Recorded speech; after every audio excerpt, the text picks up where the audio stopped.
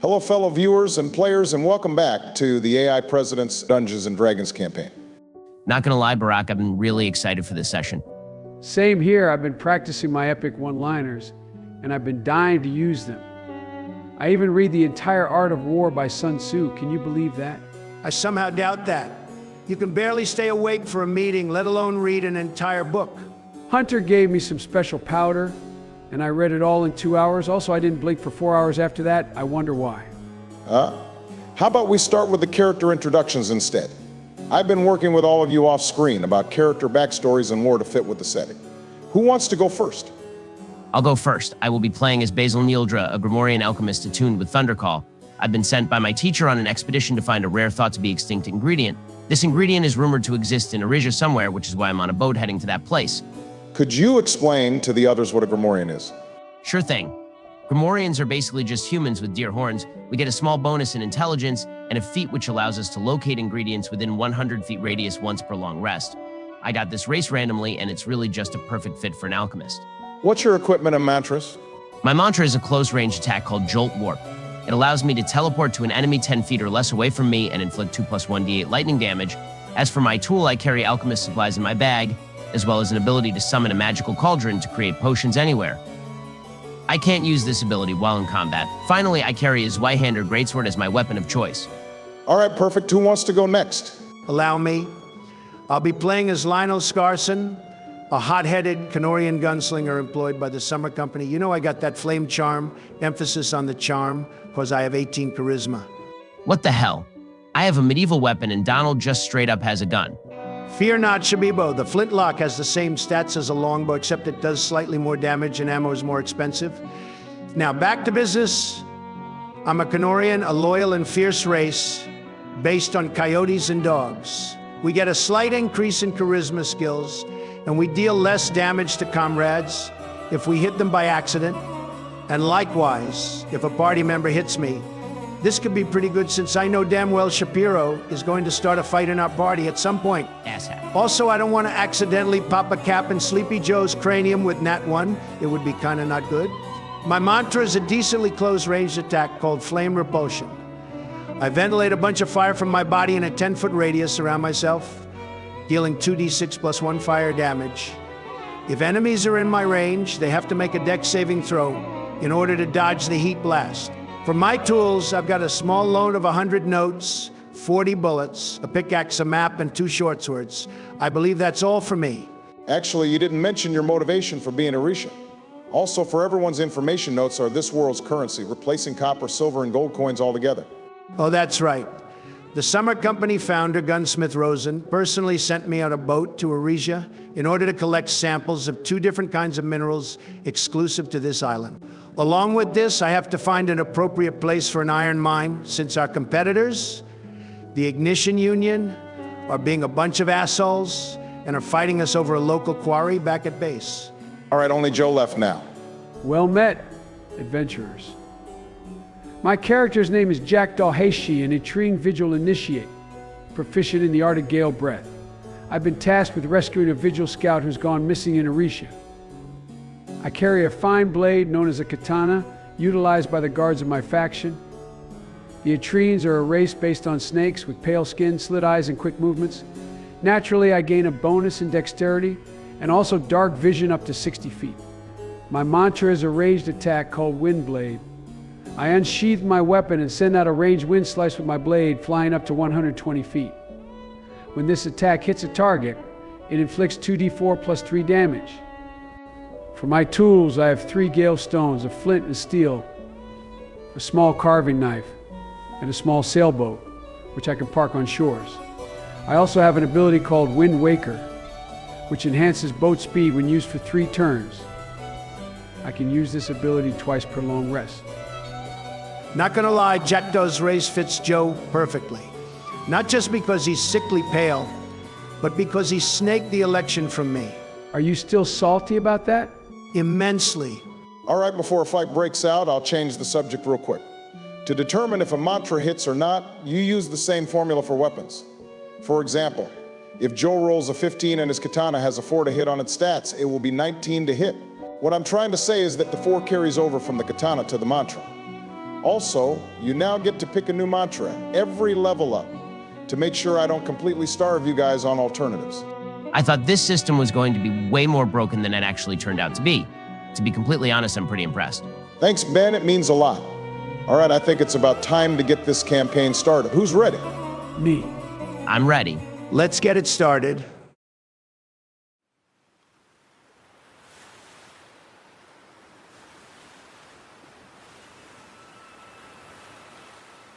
You feel the cold air of the ocean breeze as the waves rot the vessel you're on like a crib.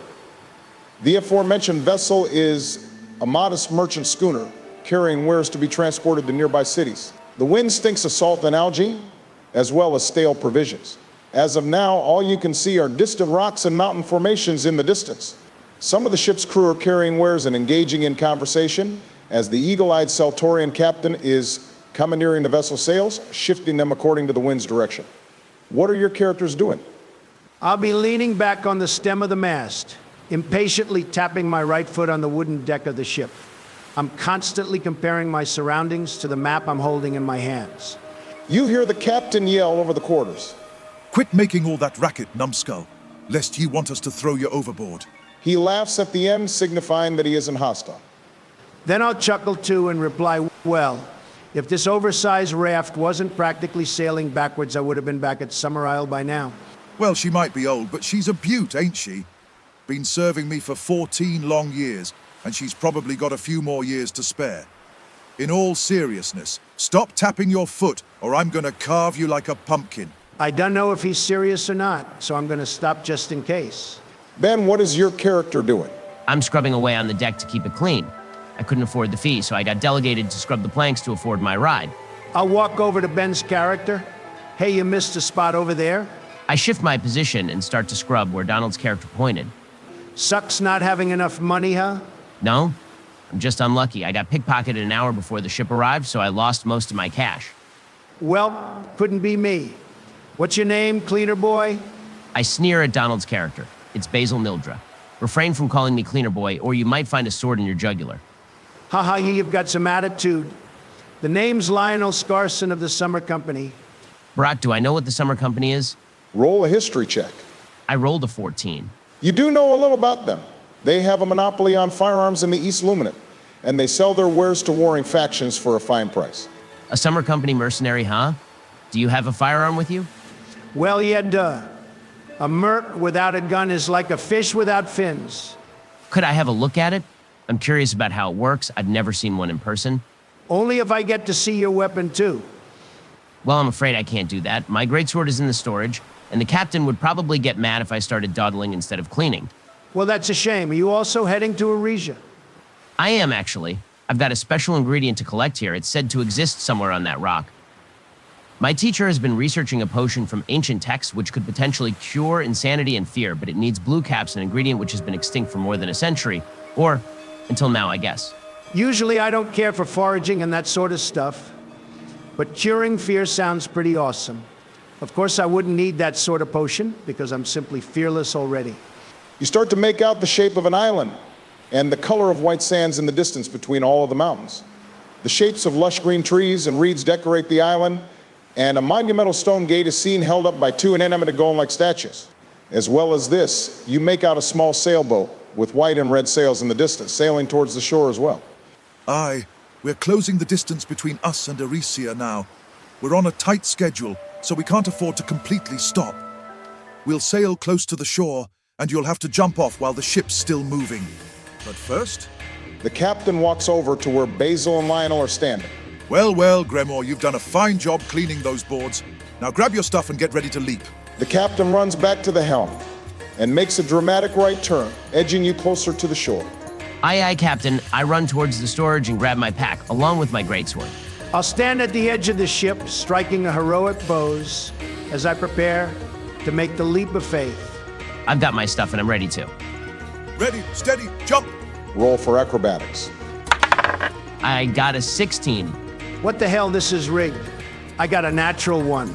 As you both jump, Basil manages to launch himself and land comfortably, landing right on the shoreline, barely touching the water. Meanwhile, Lionel tries to jump, but trips and falls into the water like a cartoon character, taking 1 point of damage. Basil can see the captain facepalm out of embarrassment as the ship sails away in the distance. Gods below, you're supposed to land on your feet, not your ass. Oh, ha. Laugh it up. Yikes, do you need any help, Lionel?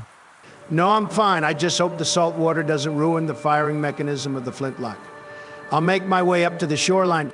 You notice that particular sailboat you saw back on the ship once more, now carefully parked beside a rock, and a young man in a hakama makes his way over to you. Oh, hey, I was wondering when Joe was going to show up. Greetings, fellow Pathfinders. I saw you jump off that speeding scooter, looked pretty intense. How was the landing? Good for me and Error, worse for him. Yeah, get it over with already. Who are you supposed to be? I am a vigil, a historian, and a martial adept. I am a person who controls my own destiny and future, as nothing is predetermined. I am an entity. I mean your name, dipshit. My name is Jackdaw Heishi. See, that wasn't too hard now, was it? Suck a fat one, you rabble-rouser. That's the spirit. My name's Lionel, and that dear boy over there is Basil. Now, I'm guessing you're here for something, too? Yeah, I've got a mission to find a vigil scout who's gone missing in Erisia. About a week ago, they were sent to investigate something about the wildlife here. They were supposed to return after a day, but they've been gone for far too long now. I took my sailboat to get here. The Isle of Vigils isn't too far away from Erisia, after all. Since you live so close to Erisia and claim to be a historian, do you know anything significant about this place? Do I roll a history check for this, Barack? Yep. I got a 7. You do not know much other than that Erisia is a battleground for warriors who know not why they fight. Ominous. I'll tell that to the others. Erisia is unknown to me.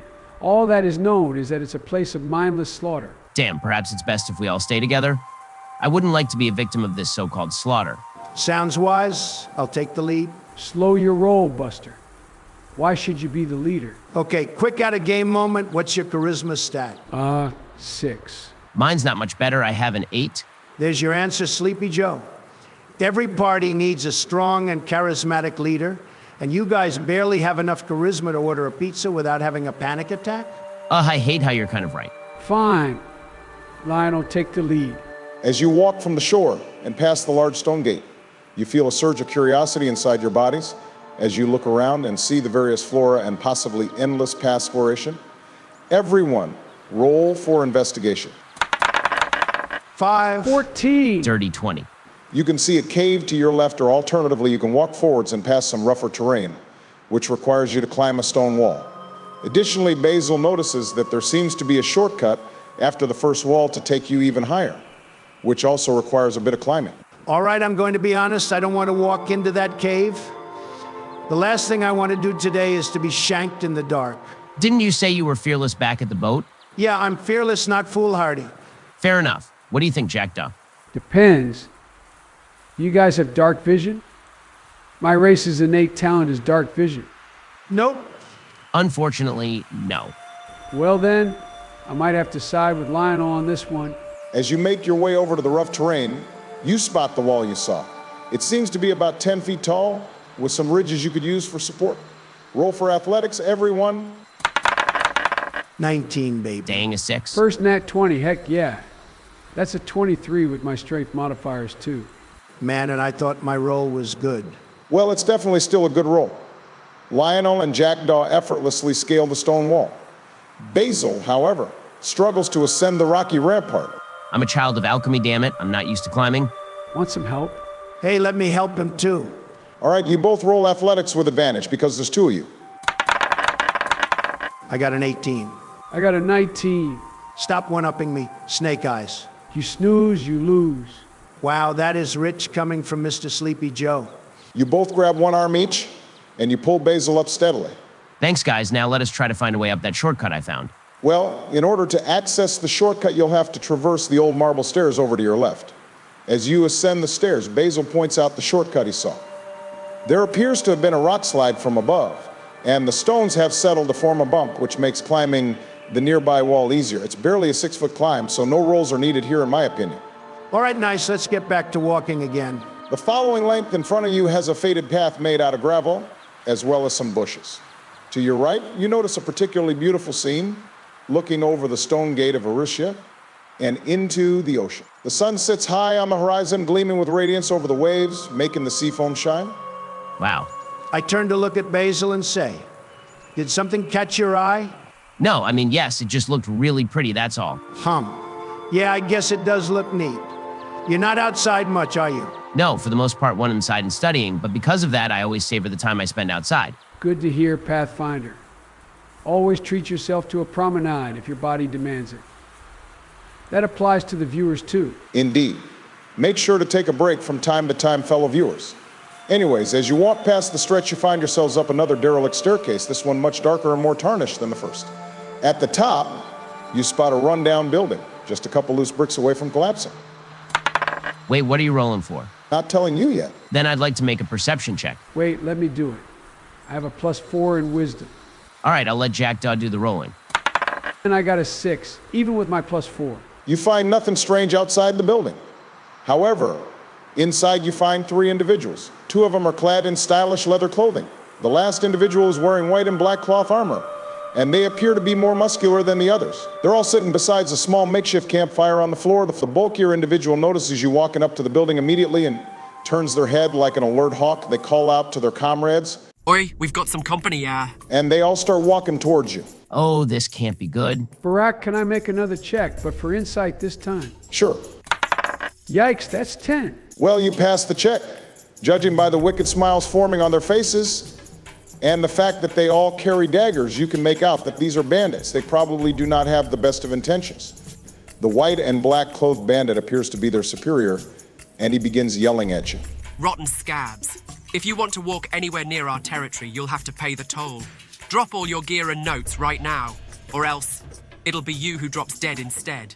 Have 25 notes, and don't try to even look in our general direction ever again. This is a mercy from me to you. I toss the money at their feet. Wow. Once again, Trump buys his way through all his problems. Roll for persuasion, or is it intimidation? Screw it, you pick. I'll take that intimidation check. Wow. All of our rolls have sucked ass. That's an 8 with my +4 modifier. The bandit leader picks up the money you threw on the floor and chuckles to themselves. The leader turns around to one of their comrades and makes a gesture as if they're saying, get a load of this guy. Wow, this guy's an asshole. Who the hell do you think you are? Are you just some rich bloke who tosses money at their problems? We'll make sure to liberate your wallet from you. The 2 bandits now stare at you, practically salivating, seeing their prey right in front of them. Wait a second. 2 bandits? Earlier you said that there were 3 of them. Indeed. Then where did they? Oh crap, I should make a perception check. Wise choice. That's a 22. As Jackdaw notices the discrepancy, he quickly turns around to find the last bandit, which he does, and he spots the 3rd bandit. Right behind Basil, moments away from planting his dagger into the Grimorian's back. Look out behind you. Roll for initiative.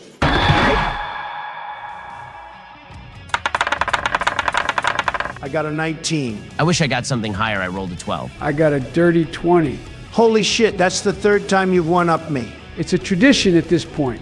All right, the battle order will go Jackdaw, Lionel, Bandit 1, Basil, Bandit 2, and the bandit leader will be last. Since I'm starting, I'll attack the bandit behind Basil. Roll to hit. I rolled a 12. That's not enough to pass their AC. You try to quickly unsheath your katana to attack the bandit, but due to your predictability, they dodge to the side, avoiding your attack. Well, then it's time for me to clean this house. I walk backwards and attack the weaker bandit next to the leader. Man, this has to be rigged. That's an 8 to hit. As Lionel tries to quick draw with his flintlock, he misfires before the shot was fully aimed, missing its intended target. Basil, please land a hit. It's not going well. Not so fast, Donald. Bandit 1, the bandit behind Basil, moves first. It swings, attempting to stab Basil. 15, the attack succeeds, dealing. Wow, I rolled max damage, which is 8 piercing. The bandit plunges the serrated dagger into your back with full force, splashing blood and ripping your robe. Well, that's not optimal in the fucking slightest. That's almost all my HP gone. You're an alchemist, though. Can't you just drink like a health potion or something? Well, stupidly enough, I don't have any potions at all yet. I haven't brewed any as of now. Ben, your turn. I use my mantra, Volt Warp, to electrocute the wretch that stabbed me. I rolled a 14. That lands. Now roll for damage. 10 lightning damage. That's a one-shot kill. How do you want to do it? I glare at the foul bandit who stabbed me with fury sparking in my eyes. I clench my fist, which starts to glow yellow with sparks, and my body turns into pure light as I teleport inside of the loathsome low life, imploding them violently. All that's left is a puddle of blood. Poor. Brutal. That's metal as hell. Was that really necessary? Well, Jackdaw, let's say hypothetically that a mouth-breathing, deplorable scum of the earth bandit tries to give you a non-consensual acupuncture with a rusty bread knife. Wouldn't I, as a free-thinking individual, be justified in changing their pronouns from is to was? Gods above, below, and everything in fucking between. You savage beast! I'll make sure you'll pay for that. Before the bandit leader attacks, Bandit 2 attacks. The criminal flourishes their well-kept dagger between their fingers and rushes forwards to attack Lionel. It's a 22 to hit, bypassing Donald's AC, dealing 5 piercing damage. Well, that's not too bad. Lionel, the leader, hasn't attacked yet. Don't jinx it. Oh shit, you might be right. Indeed, the leader grabs their 2 daggers from their sheaths and starts sprinting. But not towards Lionel, they're rushing for Basil to avenge their fallen comrade. Shit. The leader rolls a 9, which misses. Well, at least I'm not dying this turn. Now, the turn order is back to Jackdaw. What action do you take? Quick question. Can my wind blade pierce multiple enemies if they're all lined up? I didn't say anything about whether it pierces or not. How about this? If you land an 18 or higher on your hit roll, you get to pierce both of them. All right, I'm going to move 5 feet north and cast my wind blade mantra. That's a solid 23. I didn't expect you to actually land it. Damn! Joe's on fire today. Now roll for damage too. That's 9 slashing damage to the both of them. Jackdaw sheathes his katana and unsheathes, sending out a green tinted slash of wind, piercing both of the bandits. The lesser bandit recoils from the damage with a wide scar over their chest. They look like they're on the brink of death. The tougher bandit leader flinches, but they're still determined to kill you. It's Lionel's turn now. I run over to the bandit leader to put them in a headlock and drag them away from Basil. All right, for this you will have to roll an athletics check versus either the enemy's own athletics or acrobatics check. I'll pick acrobatics for the bandit, since that's the higher of the 2. 15. The bandit leader, even with its modifiers, only got a 13. You've successfully grabbed the leader. Is that all for your turn? Actually, I'd like to use my bonus action to toss one of my short swords at the weakened bandit. Actually, you can't do that. A ranged attack requires a whole action to take, and you already used that in order to grapple the leader. Well, shit. I guess I'll use my movement to drag the leader 5 feet away from Basil. It's time for Basil's turn then. I'll move and swing my greatsword at the weakened bandit to finish it off. It's a 22 to hit and for damage. Wow, I rolled the lowest damage possible. That's 4 slashing damage. That's still enough to finish the barely alive bandit off. Your swing, although lacking in power, crashes through the shoulder of the bandit, putting it to rest. Now, it's the bandit leader's turn.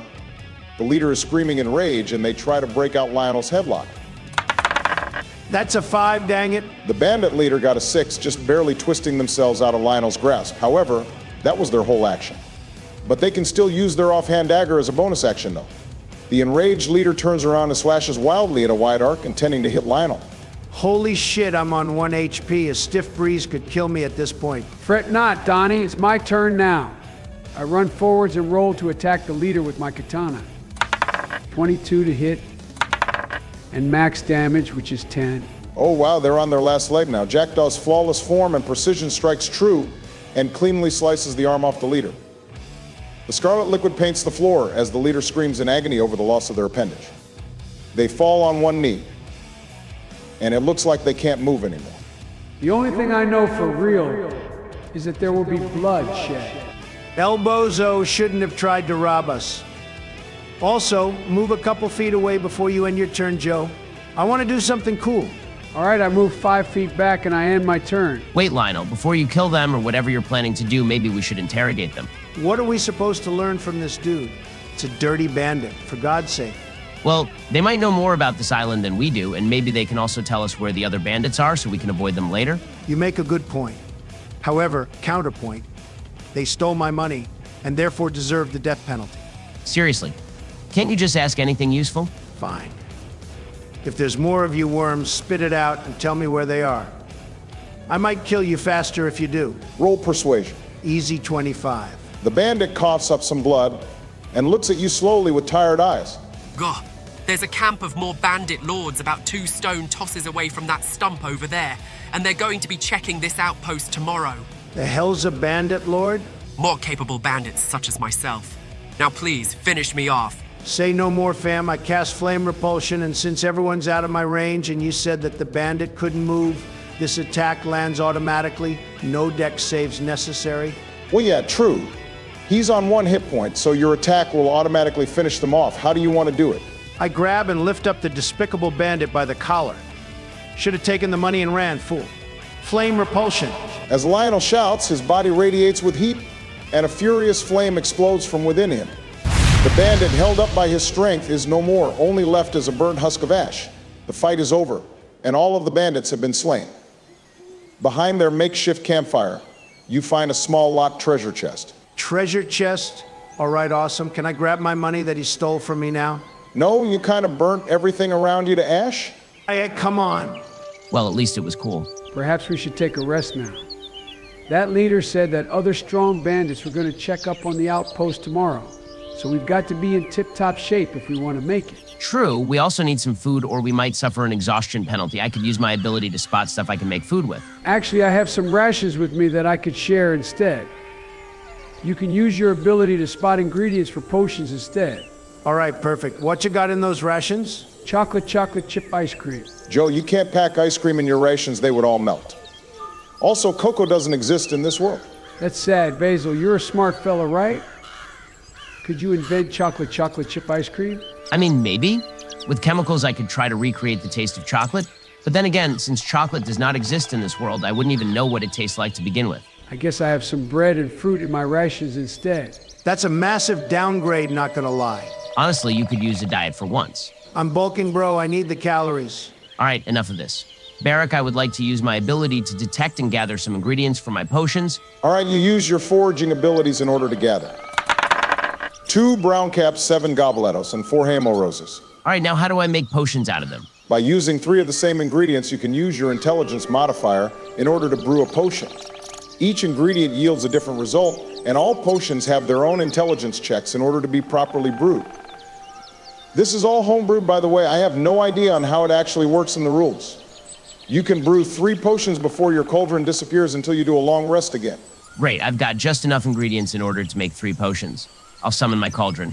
I want to try to make a potion with the hamo roses first. All right, roll a d20 with your +4 modifier.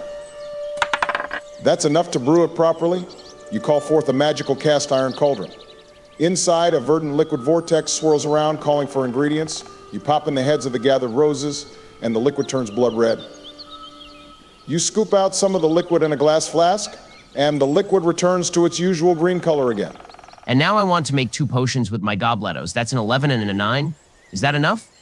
You add the bits of the tree mushrooms into the cauldron, and the liquid converts into a bright pink viscous liquid. You hurry to gather the liquid before it fades away once more. You manage to fill 1 bottle with the pink liquid, but right as you are going for the second, the liquid returns to green again, and the cauldron fades away in a dark mist. So what did these potions even do? Roll insight or nature. I picked nature. That's a 21. Because of your relentless studying, you easily identify the 2 potions you've made. The blood red concoction is a potion of laceration. It's a super potent anticoagulant, which can be dangerous if drunk or applied on the skin. It can also be coated onto a weapon, which adds a 1d4 extra bleed damage onto every successful hit. The bright pink potion is a rejuvenating remedy, which is a slow-burning healing potion. It restores 2d4 plus 4 health over the course of 3 turns. It won't work if applied to the skin. Only when drunk does it heal. We might need more healing potions in the future. You guys almost died, and this was the first combat. I hate to admit it, but it's true. This fight could have ended completely differently if the Bandit Lord didn't miss when he attacked me. And both of the times Lionel was hit, he was hit on the lowest possible damage. If those bandits had any luck, both Basil and Lionel would be knocked out in this fight. Jackdaw kind of carried y'all with his godlike rolls at the end. Sleepy Joe, how did you even notice that one of the bandits were missing to begin with? I didn't pay attention to that at all. Well, remember that magic powder? It hadn't worn off yet at that point. but I feel the effects fading away now. Then it might be a good idea to end the session at a long rest. Also, this will be your first level up since one of the milestones winners was to win an encounter by combat. You'll be able to pick a new mantra to add to your collection, as well as roll for more HP and pick a new feat. I'll talk to you later after the session about this. What will your characters be doing during this long rest? I'll be doing some exercise while bulking on Jackdaw's rations. Hey, don't eat all of them. Don't worry, there will be some scraps left over for you guys to share. Fine, I'll be doing some reading in an alchemy book. My katana needs to be cleaned after I had Jetstream Sam, that bandit leader guy. So I'm going to be cleaning it with a rag. It's time to close up the session. You guys have done great this session. I didn't expect for you to actually win that first bandit fight. It could have easily gone both ways. And thank you, fellow viewers, for watching or listening to this video. I'm always reading guides and checking tutorials in order to make this series as good as possible. Have a good day or night, and stay tuned for the next episode. Hello and welcome back, fellow viewers and players, to the Havoc of Erisia campaign. Our last episode got recognized by Crafty GG, and he even gave us a shout out. Godspeed to you, you glorious bearded mad lad. Along with this, we reached over 200 subscribers. It feels pretty unreal just saying that. Anyways, would anyone like to recap what happened in session 1? I took notes of last session, so I believe I have the best understanding of the course of the episode. Nerd alert. I'll take that as a compliment, you Blue Eater. Whatever. Anyways, last episode, Lionel, Trump's character, and Basil, my character, started off on a boat. Lionel got chewed out by the captain for being a prick, and also fell into the water like a Looney Tunes character when we were trying to jump off the boat. Fake news. I jumped gracefully like a gazelle. Like a gazelle with no legs and eyes, maybe? Anyways, on the shore, we met Jackdaw, who is Joe's character. He's some wise samurai guy, and I feel like Trump's weeb-ass might have influenced Biden's character choice somehow. After that, we climbed a wall and had a nice walk. We then encountered some bandit schmucks who tried to kill and rob us. I turned one of the bandits into a fine red mist, but both Lionel and I still almost died. Jackdaw locked in and kind of carried us. No need to thank me, Benny boy. After that encounter, I forced Lionel to interrogate the leader, and we now know that we're about to get jumped by more bandits if we stay here for too long. We also found a treasure chest, but it's locked. I made 2 potions with my special cauldron, one which adds bleed damage to attacks and another one which regenerates health. We also got to level up last session, which gives us a new mantra and talent. I'll allow Joe to start first. Alrighty. On my level up, I gained +4 hit points from my hit dice and a new talent called Wind Step. When climbing, I can summon a small cloud which boosts me and others upwards. When used in combat, I can use it as a reaction to jump away from an attack once per short rest. However, I'll have to make a contested dexterity check against my target. My mantra is a fun little move called Gale Trap. I can throw out an invisible rune on a tile, and if someone steps on it, they become suffocated, meaning that they can't use any sorts of elemental mantras for a turn. They also take 1d4 plus 2 damage from it, which isn't that much, but I can throw this out as a bonus action, which is really good. All right, who's next? That'll be me. The dice gods were goated, and I got 10 hit points from my hit dice.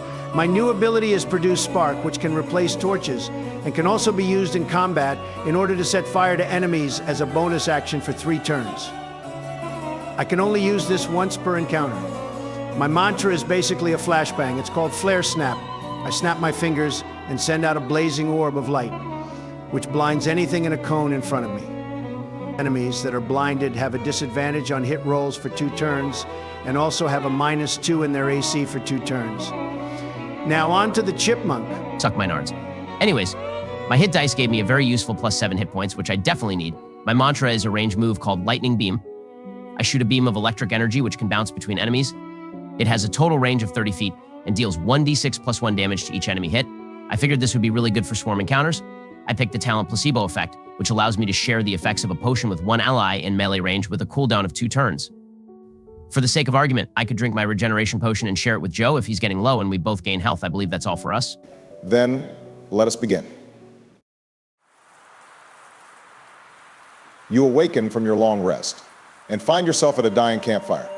You've all spent this rest doing various activities such as exercises or studying. The once roaring embers are now calm in the derelict building you find yourselves in. The sun is set over the horizon, and now the moon shall claim dominion over the sky. The smell of ash and dried fruit permeate throughout the air, bringing calmness to all. Alas, now is not the time to relax. The bandit lords might investigate earlier than expected, so it's best if we move. Absolutely, but what should we do with the treasure chest? Should we just carry it around? How about we bury it, like pirates do? Honestly, that could work, but we're gonna have to conceal it really well. Barack, how much does this chest weigh? About 10 pounds. It's not too big either. Then we can just carry it in our inventories instead. I can carry it if you want. Works for me, but I better get my share, Snakeman. Worry not. We will share all of our wealth equally. You're starting to sound like one of those Ignition Union lackeys now with all this equal wealth stuff. Wait, are the Ignition Union communists? Do I have to roll a history check? I technically should already know what they are, considering they are the Summer Company's arch nemesis. Yeah, no rolls necessary here. The Ignition Union are basically steampunk communists. They alone utilize an attunement called ironsing, which is very useful in industries. They stand completely against the Summer Company, which is basically the epitome of capitalism. As you can see, I picked the most American faction possible. America, fuck yeah. So do you want your share or not, Lionel? Yeah, of course. Was just joking around. Then let me carry it in my bag and let's move. But to where? We could go into that cave we saw earlier, or we could take the other way at the marble staircase. The way we took was a shortcut. I don't think we'll discover much taking the long way. We should check out that cave first, or unless Lionel is still scared. I already told you. I ain't scared, I'm just cautious. Then to the cave it is. You begin walking back to the entrance of Erisia, wandering past the beautiful sights of the ocean and the shortcuts alike. The trek is, for the most part, uneventful. However, close to the first wall you climbed, you hear an aloof noise. The sound of steel being rubbed against bone, and an unsettling noise which resembles chewing. The exact location of the noise is unknown. Could I roll a nature check to determine what the hell that is? Go ahead. That's a 14. You have an idea of what it could be. Considering the time of the day, it could be nocturnal. The sound of bone against steel and the chewing means it is possibly eating a human with metal armor. These clues lead you to believe that it's either a pteropod, megalodon, or a mudskipper. A mudskipper? Like the fish with lungs? Not quite. Honestly, I'm not taking any gambles. If it's strong enough to kill a human with metal armor, then it could probably take us down too. What? Are you scared of a man-eating beast? Don't be ridiculous. Lionel, that is possibly the most stupid thing I've heard you say today. Whatever it is, we should leave it alone. It's not bothering us, so we shouldn't bother it either. It's the circle of life, after all. Fine, whatever. Y'all are cowards. As you make your way down the wall without any issue, you find the cave once more. You see no light sources inside of it, meaning no humans have found respite here. I can make light with my produce spark talent, and Jackdaw has night vision. We should be set and ready to go. I have an idea. What if Lionel sets fire to a stick, like a makeshift torch or something of the likes, and throws it into the cave? Would setting fire to a stick really help that much? Lots of animals are scared of fire, so we could toss it in there and hear if anything moves away. Not bad. All right, I'll grab a stick, set fire to it, and then lob it in. Natural one. How did I not find a single stick inside of an entire forest?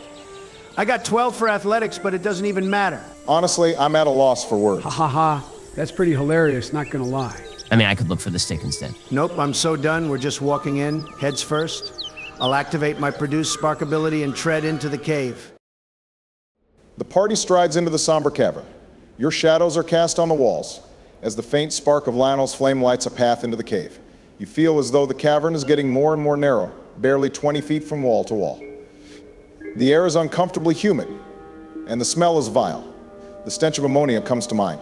The markings on the stone signify that the cave is rich in iron, yet there is no infrastructure for prospecting. Clearly, no man has dared to extract resources from this place.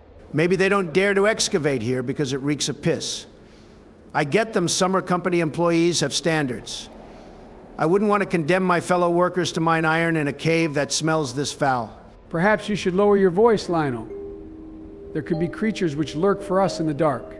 I'd like to see those sunlight-deprived chumps try. One look into my flame and their eyes would burn. You should really try to become more humble. Courteousness is a virtue, after all. And you should try to stop sticking your nose into my business. The sound of an odd shuffling is heard, and small pieces of gravel and small stones fall from above. In front of you, you notice a pale body leaned against the wall. Its body is a faded blue, and there seems to be corals growing from its head.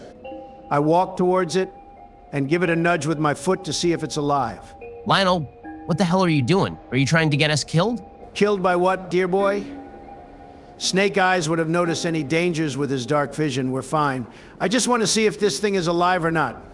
Lionel taps the body with the tip of his boot gently, and nothing happens. See? Nothing to be scared of. Jesus Christ. I fucking told you. The body jitters and stumbles. It finally finds a foothold, and it stares at you with its non-existent eyes. It slobbers and strings of drool seep out of its mouth. A low growl is produced, reminding you of the sound of gargling water. What the hell is that thing? Roll for Arcana. Hey, that's a 17. You recognize this creature almost immediately. This is a mud skipper, commonly referred to as groaners. They are decomposing corpses revived by the carnage of the depths. Victims of drownings are often brought back to life as these thoughtless husks, which explains the constant gurgling noise they produce when conscious. They use this noise to communicate with other mud skippers. Wait, so when it woke up, it made a scream and then gurgled? Shit! It's calling for backup, isn't it? The sounds of several creatures clawing their way out of the ground invade the cavern. Indeed, the low growl was a call for help. About 8 mud skippers now have their attention on you, and they look hungry. God damn it, Lionel. Roll for initiative. Ah, man, an 8. 17 from me. That's a 14. Hey, Lionel, how about you try to bribe the mud skippers into not attacking us? You know, like you did with the bandits? Even if I did, those brainless idiots would spend all that money on shitty stocks with no growth value. As a proud businessman, I would never allow my money to be wasted on useless stuff like that. That's stupid. They wouldn't know how to buy stocks in the first place. Congrats, Jackdaw, you got the joke. Do you want a medal? Suck a fat one. I'll group the mud skippers into 2 groups, since rolling for all of them individually would be a hassle. 16 and 9. It looks like Basil is going to start this fight. That's right, and I'm very glad I picked this new mantra. I cast Lightning Beam on the mud skipper, which is closest to us. 17 to hit. 6 damage to each of them. Damn, that's 4 down if you take the optimal path. How do you want to do it? I clasp both of my hands together, and as I pull them apart, a wild arc of lightning swirls in my palms. I close my eyes and clap with force, sending a literal thunderclap towards the mud skipper closest to me. The mud skipper turns into ash in a relentless lightning bolt ricochet, annihilating the 3 others in its path. Nicely done, Basil. Save your compliments for later. They're about to attack us now. Indeed. The second group groans and rushes forwards, intending to swarm you. 3 of the mud skippers tried attacking, but missed, either due to sheer incompetence or simply being too slow. However, 1 mud skipper rolled a 19 to hit. It leaps onto Jackdaw from above and bites into his shoulder, dealing 4 damage, and he knocks you 5 feet back. Why didn't you use your reaction to jump away? Oh, that's right. I do have that ability. Well, it would have been a waste anyways. These guys seem really weak. Well, now it's time for me to clean this house, for real this time. I grab my flintlock and fire at the one north of me. Does a 10 land? It does. Now roll for damage. 11. That's maximum damage. It might be a bit overkill, considering they have 6 HP or less. Well, it definitely does overkill. Your well-aimed flintlock shot obliterates the skull of the mud skipper, spraying little bits of it over the floor and nearby walls. And for my bonus action, I want to set fire to the one on the right of me with my produce spark talent. All right, roll to hit with proficiency bonus. Dang. That's a 9. It will take 1d4 fire damage for 3 turns. Never mind. These guys are weak as hell. My turn now. I want to slice the groaner that attacked me with my katana. 23 to hit, and... well, that ain't good. Only 3 damage. You swing with perfect precision, but you miscalculated your distance, and your cut was simply too shallow. The mud skipper spills its purple blood on the floor and roars weakly at you. It's now Basil's turn. I use Volt Warp to teleport to kill the one that tried to attack me first. That's 14 to hit and 7 damage. That kills it. Your Volt Warp fries the feeble-minded mud skipper, and it collapses on the floor, smoking from the shock. And I'll use the remainder of my movement in order to slay the one that Lionel set on fire. 16 to hit and 12 damage, which kills it. Easily so. You rush past Lionel and cleave the clueless mud skipper in 2. That's 6 groaners down. Don't get too full of yourself, Basil. We all get a little lucky from time to time. Perhaps you should take your own advice sometime, Lionel. Clearly you have some double standards. Yeah, whatever. I'll move and kill the one that Jackdaw couldn't with my flintlock. Easiest nat 20 of my life. And of course, dog shit damage, which is also a 3. That kills it. How do you want to do it? I'll spin my flintlock, Wild West style, and shoot it right in the heart, dropping it dead. Simple and nice. Combat is over. On one of the mud skippers, one which Basil electrocuted, you spot a ring made out of silver, still intact and beautiful. There seems to be a small dark jewel on the tip. Okay, no one should put that on. We've all seen Lord of the Rings, right? Why not inspect it to see whether it's cursed or not? Fair, I'll try to inspect it. Roll for Arcana. You recognize it as a purifying ring, and one which has been used for a long time. The ring allows the wearer to purify and drink swampy and salty waters with no side effects. However, the jewel on the ring will grow darker and darker until it shatters. And after that, it cannot be used anymore. Well, that's pretty neat. I'll keep that on me for now. So do we continue now? Actually, let me make a perception check. For what? There could be more of those groaners in hiding. So I want to see if I can find any more. Makes sense. Roll for perception. Natural 20. And it becomes a 24 with my modifiers. Well, I'll be damned. As Jackdaw looks around the cavern one last time, he spots a shadow on the ceiling, different from the rest. A pair of white eyes analyze Jackdaw, and once Jackdaw's eyes lock onto the shadow, the white eyes become narrow. The shadow drops down from the ceiling and lands in a battle-ready pose. The shape is undeniable. It is a humanoid creature with the face of an octopus. Its skin is almost pitch black, with highlights of beige on its torso and palms. The creature cracks its neck twice and is radiating a menacing energy none of you have seen before. It scratches its face tentacles and speaks. A grammar, a kana, and a Netrian walk into a cave. Sounds like the beginning of a joke, but I believe there is no joking around here. Pale Snake, you wanted to challenge me, so come at me. What? I didn't mean to challenge you. I was just looking around and we made eye contact by accident. The octopus man doesn't have pupils, yet you can still see him roll his eyes. Really now? Bah, of course, coward. That's what they all say. If you make eye contact with me, it means we fight. Those are the rules. Barack, could I possibly win if I fought him? I'm going to be honest. He is going to turn your insides into outsides in less than 2 turns. What? So I just die now? Step aside, let me cook. Lionel, you can't defeat him either. What are you doing? You've got to think outside the box, Jackdaw. Watch me. The Kanor steps up to protect his cowardly friend. Very admirable. Yo, Octo-Man. What's your name? The creature looks almost surprised, which then turns into delight. His face tentacles are bouncing with joy. Well, that's a new one. For the first time, someone actually tries to get to know me. Usually all they can say is, "Oh, stop killing me, and what did I do to deserve this?" Very well, Kanor. My name is Squib Hoss, but you may call me Squibbo. May I inquire about yours? They call me Scarson, Lionel Scarson. Well then, Squibbo, I challenge you to a dance-off. Haha, wonderful. Although I must admit I am a bit rusty. I haven't used this dance move since the rumbling era of 1297. Squibble starts breaking it down and is doing the windmill. He is, in fact, windmilling so hard, he is generating a small tornado inside of the cavern, picking up dust and gravel. He finishes in a pose and gestures for you to give it your all. This is no match for me. I have a +4 in performance. Watch and learn, boys. That's a 17. I hit him with my smoothest shuffle. Let's see if he can keep up with these moves. Not bad, Kanor, but can you beat this?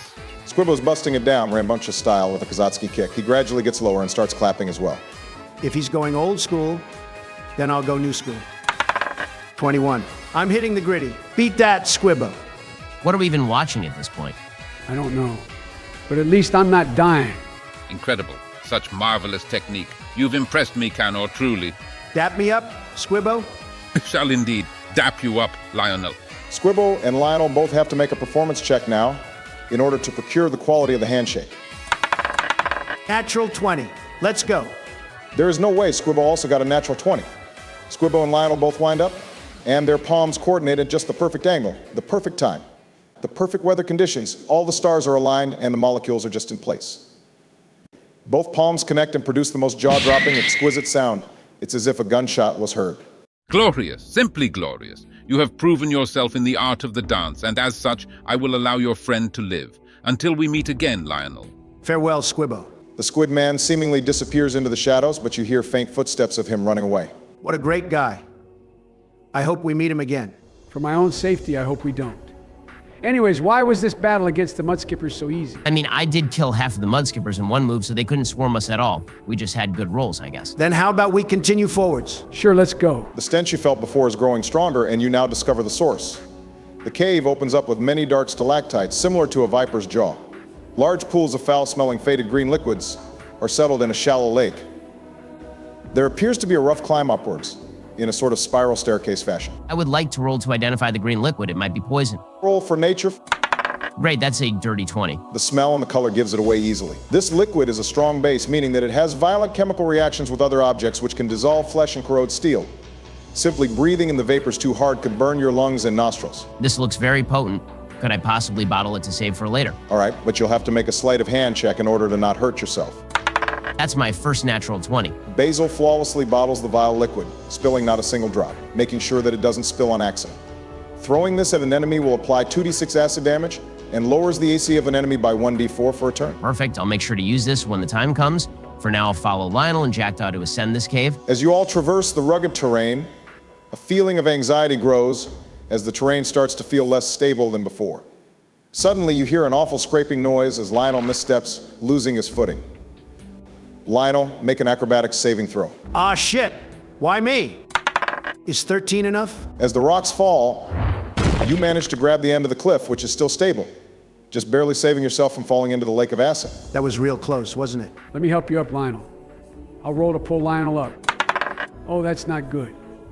That's not good at all. Don't tell me. Joe, did you get a nat one? Because if you did, then we're both fucked. Yeah, sorry. As Jackdaw attempts to help Lionel, the stones beneath him loosen as well, and they both start plummeting down into the lake of the foul solution. We're not dying today. I activate my wind step talent to launch us upwards. Whoa, I didn't expect you to remember that. My memories might be hazy, but I ain't demented. Jackdaw generates a small cloud beneath him and just barely launches himself and Lionel back to the cliff, but since they still have to land, they have to make an acrobatics save in order to touch down on the cliff without falling off again. 16. Shit, that's a 6. For the love of God, Joe. Can't you get a single good roll? I must have used up all my good rolls last session. As Jackdaw and Lionel both fly up, still holding their hands firmly together, the Atrian Vigil turns around and throws Lionel to the cliff, securing his landing as the gunslinger lands with thud. However, Jackdaw now finds himself in a free fall once more. If I have anything to say about it, I run to Jackdaw to try to catch him. That's a 16 for me as well. I hope that saves him. Basil runs and manages to catch Jackdaw by the arm before he plunges once more, dragging him securely back to the cliff. Golly, that was way more stressful than it had to be. Let's get the hell out of this cave before more rocks fall. See, that's why you have to diet, Lionel. You're the only one who fell. And when I tried to save your fat ass, your weight made me fall down too. I told you, Jackie. I'm bulking, I need the calories. We said you could call me Jackie, you fool. I grab both Lionel and Jackdaw by the ear, get a move on. You dimwits. Or would you like me to leave you in the shit pit forever? Ouch! I'll sue your ass if you hurt me again, dear boy. The summer company has great lawyers. It sounds like you don't want any healing potions, then fine by me. Okay, for legal reasons, that's a joke. Fine, let's stop arguing and get out of here. As you finally make it out of the unpleasant cavern, the air quality shifts dramatically for the better. As you look up, you make out the canopy of several trees as the moonlight glows through serenely. This place seems to be embedded into the mountains as tall walls of rock block your exits. A bed of white flowers move calmly with the wind as their nectar glows in the faint light. For the first time in a while, you can fully breathe in and out. Ah, finally. Inner peace. I wonder if there's anyone else here. Beautiful. Now imagine a 12-lane freeway here. It would be perfect. Please do not suggest anything ever again. Clearly, you aren't a visionary like me. In the middle of the respite, amongst the trees, there appears to be a small shrine, similar to a gazebo, made out of black rocks. There is a woman with wild hair and a ponytail, leaning against the wall of the shrine. Her complexion is a dim blue, with black markings on her face. Her clothes are well worn and practical, and as you approach, her amber-hued eyes lock onto you. Fresh pathfinders, huh? Here to escape the horrors of this accursed land? Honestly, it hasn't been too bad. Someone has attempted to rob and shank me a few times, but that's nothing special. She chuckles. I guess you newbies have only seen the tip of the iceberg. The woman turns her gaze onto the ground. It all happened too fast, and I couldn't stop it in time. To stop what? What happened here? I was trying to get back here before the Lord sent us into the void sea. I couldn't let him get away with what he was doing. What was he trying to do? The woman shudders and looks away from you. He started killing the inhabitants, using his golems to drag them back to that thing. I tried to stop him. I wanted to. But why? For what purpose? I don't even know at this point. He always seemed so kind. He supported the whole island and provided food. His golems tended to crops and brought us all we needed. He protected us. You said earlier you wanted to stop him, but why didn't you? Because I was his personal pathfinder and scout. Then suddenly the golems started attacking the people. It all happened so fast. I tried to get some to safety, but they all fell behind and were carried off back to the Lord's manor. I failed to save a single soul. I'm sorry for what happened. If we find any survivors, we can bring them to you for safety, right? Certainly. It's the least I can do to protect these inhabitants from the cruel Lord. Who is this Lord? Lord Duke Ishamon Erisia, first of his name. He made himself famous by creating the first settlement here on this driftland. Of course, the island is named after him. His fall from grace was unexpected, to say the very least. He had an uncanny ability to summon stone golems from that weird bell he wore on his hip. That's a very interesting ability. Do you know where he got that bell? I honestly don't know. He always had it from the start and refused to tell us when we asked. It's nice here and all, but how do we get out of here? The cave under us is sort of falling apart, so we'd like a different way out. The Pathfinder points forwards. There is an exit over there. Just make sure to block the entrance once you're out. I wouldn't like any nosy bandits to intrude here. I should warn you for walking carelessly around at night. Megalodons search for prey at night. Terrifying things, really. They didn't live here before the downfall of the Lord. Hey, nothing we can't handle.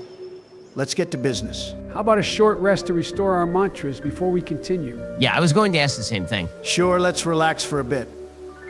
You awake after your short rest, which was about half an hour long. The sky is now completely dark, and the moon is high up in the heavens. Perfect. Now we can get to business for real this time. Hey, Mess Pathfinder, do you know what Erithine is and where to find it? Of course. There's a large amount of it in the Garden Reservoir. It's past the tower-struck lands. You'll have to go forwards and then right. I recommend getting to higher ground. You wouldn't want to get caught in the crossfire of the Authority skirmishes. Also, my name is Alastair. No need to call me Miss Pathfinder. The Authority? Yes. No need to be scared of them. The Summer Company is allied with them, so we'll be fine. Yeah, but what is the Authority? Can I explain without a roll again? Go ahead. The Central Authority is the most dominant faction in all of Lumen, and they've got bases almost everywhere. Their largest base is the Citadel of Markor in the Central Luminant.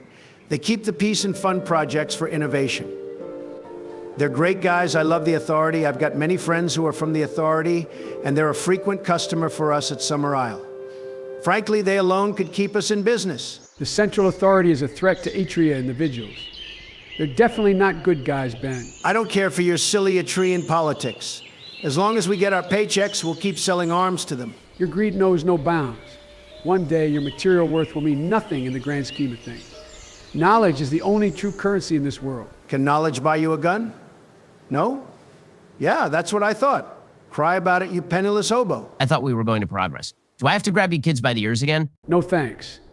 Let's just move again. That's what I thought. The group marches towards the block gate. The slab blocking the gate is loose, and all you have to do is to move it to the side. The stone slab looks quite sturdy. You're all going to have to work together in order to move it. Roll for athletics, everyone. That's a 19 for me. I got an 8. That's an 11. As everyone uses their combined force, you manage to get the large slab moving, and an opening is created. In front of you, you can see a small ravine and mountainous terrain connected by a rickety old bridge. Further ahead, there appears to be a cave opening, and to your right, there's a mountainous path, which looks a little unstable to say the least. You use your combined strength once more to seal the gate again. I'm going to be honest, I don't like any of these options. Both Jackdaw and I almost died because of a rocky path, and more cave dwelling would drive me to insanity. True. Since the dice gods haven't been very merciful to me today, I'll probably pick the cave route. What do you think, Basil? Hey, I'll take whatever at this point. It's up to Lionel. Cave path it is then. Let's hope it's not another ass clencher like the acid cave incident. As you traverse the old bridge, a small bamboo forest shows itself. Inside of the forest, you see a bandit duking it out against a soldier in iron armor and a red cloak, wielding a mace. The untrained bandit appears to be getting their shit kicked in by the trained soldier. Just another day in Erisia. I wonder which faction that soldier is fighting for, or perhaps it's just a well-equipped Pathfinder. It's definitely not an Etrian soldier. Soldiers of Etria wear white armor. Probably an Authority soldier. Aliea, or whatever she was called, said that they were skirmishing in this area. Godspeed to that soldier. Keep fucking those bandits up. I might not like the Central Authority, but I can agree on this take. Also, her name was Alastair. Not that hard to remember. You make your way over the bridge, further onto the next cave. As you peek into the cave, you notice that it isn't too dark and there's no need for a torch. Strange-looking corals are attached to the walls, which resemble barnacles growing in tight clusters. That same aloof noise of bones scraping against steel is heard once more. Hey, looks like we'll finally find out what type of creature it is now. I'm not too fired up for that one. If it can eat a man, then it can surely eat us. Nah, couldn't be me. I'd win. One day you are going to get humbled so hard that you'll never be the same again. Yeah, but that ain't today. Grow a pair, Jackdaw. We'll be fine. You all step into the cave and begin treading forth. You make your way into a large hollow opening. You finally find the source of the sound. A large-looking creature, which resembles a shark with arms and legs, is lying on a bed of barnacles. 2 dead soldiers in white armor laid next to it, which have been gruesomely ripped apart and eaten. The shark creature is using one of the soldier's longswords as a toothpick, cleaning and sharpening its already razor-sharp teeth. No, those must have been Etrine soldiers. Indeed, by the looks of their armor and weaponry, you recognize the mangled corpses as Etrine soldiers who've been caught and slaughtered by the beast. The beast now notices you walk into its domain, and it discards the longsword. This infamous creature is in fact a megalodon, a creature which has found a comfortable niche in the ecosystem of Erisia, picking off foolish soldiers and pathfinders for food. The varmint stands up on both legs and rolls its powerful shoulders. It's easily over 15 feet tall. The bipedal monstrosity now fixes its gaze upon you, and its fearsome scales move in unison as it opens its mouth. You are to become its next meal. Roll for initiative. 21. Crap baskets, that's a 6. I rolled a 10. The megalodon rolled an 11. The battle order will go Lionel, Megalodon, Basil, and then Jackdaw. I'll start off the fight by using a flare snap on the Megalodon. 18. That's got a hit, right? Indeed it does. Lionel snaps his fingers and sends out a flash of light in a cone in front of him. The Megalodon goes to instinctively cover its eyes after being flashbanged, and now has disadvantage on attack rolls and -2 AC for 2 turns. Perfect. Now I'll run up to its left side and set it on fire with my Produce Spark talent. Perfect. That's a 23. It's all going according to plan. Ed, it would be great if you could tell us about your plan. Wouldn't you like to know, dear boy? Of course I'll tell you. First, I lower its AC with my mantra and set it on fire. On your turn, you should throw an acid potion on it and fuck up its AC even more, and try to share your bleed potion with Jackdaw. With that new talent, you got to deal extra damage on hit. After that, since its AC will be really low, we can burst it down with shit tons of DPS, and we have constant damage over time due to my fire. Wait, what the fuck? Did you come up with this on your own? You must be hiding a teleprompter somewhere. Basil, my boy, in this world, you are either a smart fella or a fart smeller. And let's just say I am the former rather than the latter. It's now the Megalodon's turn. In its blind anger, it reels back its right leg and goes for a kick to launch Lionel into orbit. It missed due to disadvantage. The Megalodon kicks with fury, but misses completely as it can barely see anything. It also takes 3 damage from Lionel's burn. It's Basil's turn now. I bring out my corrosive potion and lob it at the beast with all my strength. Roll with athletics plus your class bonus. 16. That lands. The hurled potion smashes against the Megalodon, and the liquid starts to bubble and chip away at its scales. The Megalodon grunts and tries to wipe off the liquid with its claws, but instead accidentally spreads it more. It takes 9 acid damage, and it loses 3 AC for a turn. Awesome. Now I want to move to Jackdaw and activate my placebo effect talent and apply the lacerating potion onto my weapon as a bonus action. As Basil pours the contents of the potion onto his greatsword, it glows with an ominous red, and so does Jackdaw's katana. Your weapons now deal an extra 1d4 bleed damage on hit until the battle ends. Looks like my katana got upgraded into a high-frequency blade. And it's my turn now, too. I run to the right side of the Megalodon and give it a good slice. 17 to hit. 4 slashing damage and 2 bleed damage. Jackdaw quickly runs and slashes the right leg of the beast, making it draw blood. It's about time for me to flame repulse this bozo. All of you guys are outside of the 10-foot range, so no dexterity rolls needed for you guys. The Megalodon got a 19 on its dex save, which escapes the flame repulsion. Darn it. As Lionel's body starts glowing an incandescent red, the Megalodon jumps diagonally right, flying over Jackdaw's head, landing with a mighty thump. It moves over to Jackdaw, ready to tear him to pieces. The attack lands, even with the disadvantage. It swings twice with its powerful claws, dealing 13 slashing damage to him. It suffers 3 more damage from Donald's burn. The monster uses its bonus action to let out a fearsome roar. Everyone roll a wisdom saving throw. Ah, shit. A 3. Oh no! A natural 1. I add a 10. The chilling roar makes Lionel shiver, and his hands are quaking. Jackdaw has been reduced to a quivering wreck. Lionel rolls with disadvantage on his next hit roll, and Jackdaw has his turn skipped completely. Basil manages to keep his wits about him, and it's now his turn. This could go very wrong. If we get unlucky, I'll run and swing at it with my Zweihander to deal some quick damage. 18 to hit an 11 slashing damage plus 4 bleeding. Basil charges the Megalodon with his greatsword and smashes his weapon into its chest, painting a wide scar of blood. The beast physically recoils from the damage, indicating that Basil's slash was very painful. Jackdaw's turn is skipped, as he is currently too terrified to fight, and the -3 AC debuff from Basil's flask is now gone. Jackdaw was talking all that good shit, pretending to be wise. And the second a monster raises their voice a little, he shits his pants.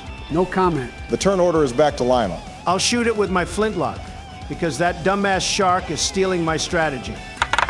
I got a 14 with disadvantage. Does that hit? It does, thanks to Flare Snap lowering the AC. That's 8 damage, could have been better. Lionel, even with his hands trembling, manages to fire his flintlock, and he hits the beast's leg, blowing a small chunk off. The Megalodon flinches and moves slightly back. Its formidable stare is now transformed into a sort of deranged display. It's no longer fighting just for food or territory, it's fighting for its life. The monster goes absolutely haywire and attacks the first thing it can see, Basil. Why do I always get attacked by crazy people? Last time it was the bandit leader. The Megalodon sprints around to Basil's back, attempting to slash him. 17 to hit and 6 damage, and by using its special talent once below half HP, it can combo one of their successful hits into a kick once per fight, dealing 9 damage and launching you into the wall, making you take 4 blunt damage. The beast lands a devastating onslaught of attacks on the alchemist, which is now slumped against the wall, unconscious. He's going to have to make death saves. The Megalodon is now no longer affected by the Flare Snap. Holy shit, it walked around me to make sure I would take extra blunt damage if his kick connected. This thing is a lot smarter than we give it credit for. I didn't even have time to use a potion. Oh no, Basil. How dare you hurt him, you monster. I'll run towards the Megalodon and slash it. 16 to hit, 6 slashing damage and 4 bleed damage. I use some of my movement after that to move back to where I was, and I throw my Gale Trap in front of it as a bonus action. Jackdaw dashes forwards and rends the Megalodon's leg once more, drawing more blood. Its knees are growing weak as blood starts to spray out from the wounds. The Vigil Warrior steps back with his explosive footwork, much to the beast's disdain. I'll use my last spell slot in order to Flare Snap it again. Come on, dice gods. Damn it. That's a 10. Seeing Lionel about to snap his fingers, it recognizes the move and covers its eyes before the light appears, rendering it useless. This isn't good at all. The Megalodon walks towards Lionel, and Jackdaw goes on all fours with its rear high up in the air. Is it doing the goddamn Jacko pose from Guilty Gear? The creature's barnacle filled back is exposed, and the mouths of the barnacles open, sending out a barrage of tiny projectiles at both of them in a 10-foot radius. Oh shit. The attack misses Jackdaw as he deflects the projectiles coming at him with his reflexes. However, it manages to bypass Donald's AC, dealing 13 piercing damage. However, when it stepped forwards, it triggered Joe's Gale Trap, making it take 5 slashing damage. It also takes 2 damage from Lionel's burn, which has now subsided. Shit, it better not keep up like this. I shout to Lionel, we have to hurry. Basil is dying. I cast my Windblade mantra at the monster. Dirty 20 to hit, and 9 slashing damage. Jackdaw focuses and sheathes his weapon, and then unsheathes, sending out his signature green-tinted slash. The mantra carves its way into the face of the beast, and the Megalodon seems to be on the verge of death. No time to waste. I shoot it with my flintlock. 18 to hit and 9 damage too. Lionel's bullet penetrates the beast. Its eyes close as it drops dead on the floor. I don't get to describe how I kill it? Jackdaw, can you see if it's actually dead? There's no time for that, Lionel. I need to help Basil wake up, or he might die. I run over to Basil to help him up. Who said that the fight was over? The Megalodon jolts awake with its last reserves of energy and slashes with full force at Jackdaw. Oh no! I fucking knew it. I'll use my wind step as a reaction to dodge the hit. Make a contested dexterity saving throw. That's an 11 for me, yikes. The Megalodon rolled a natural 20, which means you automatically fail. The calculations for the hit will proceed. Crap baskets. Dirty 20 to hit, and it deals 8 slashing damage. Jackdaw reacts too slowly as the beast gashes through his armor, which knocks him unconscious. The Megalodon uses its bonus action to let out a fearsome roar, or in this case, a victory cry. Make a wisdom saving throw. Son of a bitch, no, it's a natural one. We're all fucking dead. Lionel freezes up in shock from the roar as he can't stop shaking. The Kenorian gunslinger is about to meet his end, along with his party. He sees the half-dead Megalodon make its way over to him, practically smiling with joy. The beast raises its foot, ready to curb stomp the life out of Lionel. The Canor closes his eyes, finding peace in his final moments. I'm sorry, Rosen, I failed you. The sound of cracking bones echo throughout the arena. However, Lionel finds himself still intact. He opens his eyes and observes Squibhoss folding the Megalodon's spine in half with a calamitous dropkick, which seemingly generated a shockwave. Deep sea dropkick. The Megalodon is launched with such incredible force that he is flung towards the wall. and all its bones simultaneously break, turning it into a useless sack of flesh. The fight is now finally over. Kept you waiting, huh? Oh my God, bro. Dap me up. First one to enter the fight and last one to go down. The qualities of a true leader. I heard you fight that thing, so I decided to come and watch. They're pretty tricky, huh? Thank you, but you really have to help me. My 2 other friends got knocked unconscious by it. We have to get them back up before they die. Easily done. Squibble quickly runs over to Jackdaw. His fist glows a light pink and gives the samurai a slap across the face. Wakey, wakey, dunce. He runs over to Basil and does the same thing to the deer-horned alchemist. Kofti and Bonehead. Jackdaw and Basil both wake up confused and in mild pain of being slapped. They're both surviving on 1 HP. Huh? Why, ouch, why does my face hurt? I think the octopus man resuscitated us. Wow, and not even a single thank you. Why do I even bother? Jackie, dear boy, say thanks to Squibbo. He saved us. Thank you, Squibbo. Much better. I think you all need to become smarter when it comes to fighting. I did like your strategy, but you seem to forget that not all beasts are brutes. They utilize their own tactics to win, and most importantly, they take advantage of their surroundings, something which you didn't. Wait, what could we have used in this place in order to win? Squibhoss points upwards at a large, unstable stalactite. Every single one of you possess ranged abilities to loosen the stalactite and impale the beast. Yet no one thought of analyzing the surroundings before engaging in the fight. Oh shit, he's right. Jackdaw could have made a perception before the fight. And I could have done an investigation check too. You appear to learn fast. If it weren't for me, this fight would have ended as a loss. Remember this moment and learn to improve. Will you travel with us? Unfortunately, my pact with the depths requires me to return to the ocean before sunrise. I will not be able to return until a month has passed. You will be on your own from now. I understand, Squibbo. I will be forever grateful for what you've done for us today. Same to you, Lionel. But now the deep is calling. A whirlpool of darkness envelops Squibhoss as he seemingly phases through the ground and into the abyss. We all have to take a long rest. That fight was really tough. Jackdaw, you moron. You could have ended the fight by just stabbing it or windblading when it pretended to be dead. It was probably one shot. You know what? You're right. Huh? Yeah, it actually was my fault. I admit to my mistake. I didn't expect you to admit it, damn. I'm sorry for calling you a moron, too. You were just thinking of Basil's well-being. How cute. They're friends again. Don't push your luck, Betty boy. Yeah, this is a one-time thing. Don't ruin it. Fine. Then let us end this on a long rest. We certainly need it. Then let's conclude this episode. This session ended up being a bit lengthier than the last one, with a lot more happening. I am so very grateful for the huge amounts of support I've received on Session 1, and I'm very excited about turning this into a series. As usual, fellow viewers, have a good day or night, and stay tuned for the next episode.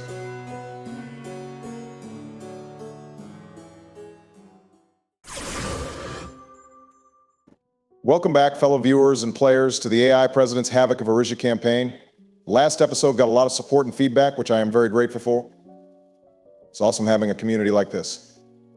The last session was quite long. Who wants to do the recap? I can try. So last session we went into a cave of some sorts and got jump scared by a bunch of blue zombie things, and then Basil found the Ring of Power. It was a purifying ring, Joe. It cleans water. Oh yeah, that's what I said. We also met a super strong octopus man which Donald Dance battled against.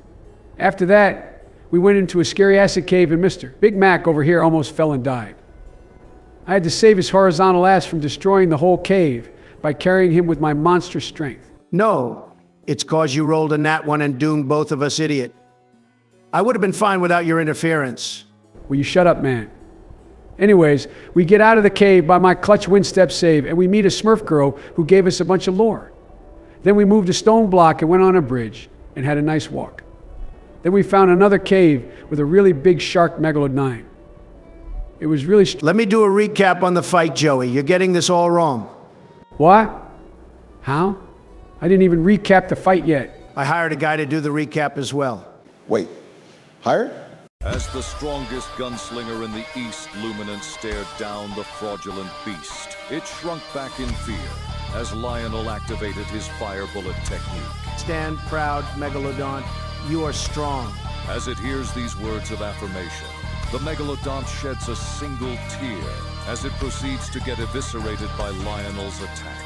And then Squib Hoss showed up and he was all like, Are you Lionel Scarson because you are the strongest gunslinger, or are you the strongest gunslinger because you are Lionel Scarson? nah, I'd win, because I am the one who left it all behind.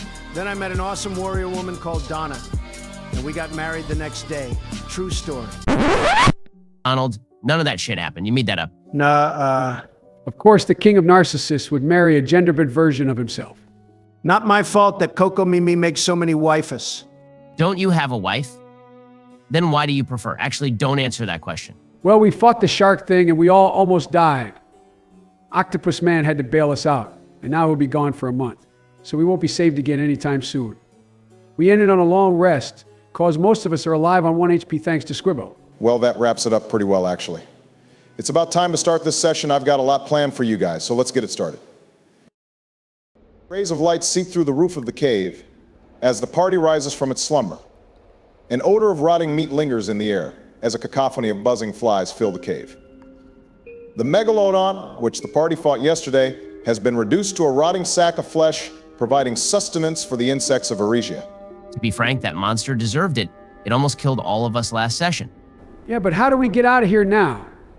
Can we possibly climb out of here or something? In order to climb up, you'll have to roll incredibly high. The cave wall is almost a sheer surface. The only possible foothold you can get is from the odd barnacles growing on the walls. Squibbo pointed out last session the existence of a large unstable stalactite on the roof. What happens if we shoot it down? Would the roof collapse even more? We could just take the mountain path instead. Then again, I wouldn't like to have another acid cave moment like last time, so go ahead and try. Just make sure to stay away from it. What do I roll for in order to shoot down the stalactite with my lightning beam? Roll to hit and also roll for damage. If it deals enough, it will fall down. 13 to hit and 5 damage. Basil's lightning bolt strikes the unstable stalactite. The rock darkens from intense heat, and it loosens. However, due to the nature of Basil's attack, the bolt bounces several more times between many smaller stalactites, causing a massive rock slide in the cave. Oh, God damn it, Basil. What did you expect from using a bouncing lightning bolt? Brace yourselves. The ground trembles as the countless stalactites embed themselves into the floor of the cave. A cloud of dust kicks up as another devastating crash is heard. Everyone, make an acrobatics check. Good, a 15. I one-upped you. That's a 16. Well, shit, that's a natural one. Sucks, doesn't it? Lionel and Jackdaw notice the collapsing roof instantly and move to avoid the falling rocks. Basil, however, cluelessly gets hit in the head by a falling rock, taking 2 blunt damage and probably a concussion as he falls unconscious onto the floor. Not my proudest moment. I can tell that probably hurts a lot.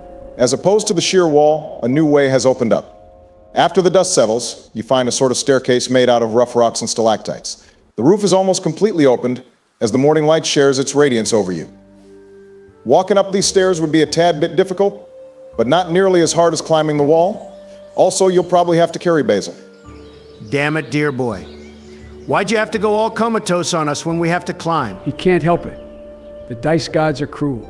I'll carry Basil over my shoulder like a Chad. Do I roll for that? There's no need for that. If your total encumbrance allows it, then you can carry him without a roll, but you will have disadvantage on some other rolls, such as attacking or acrobatics. That's fine.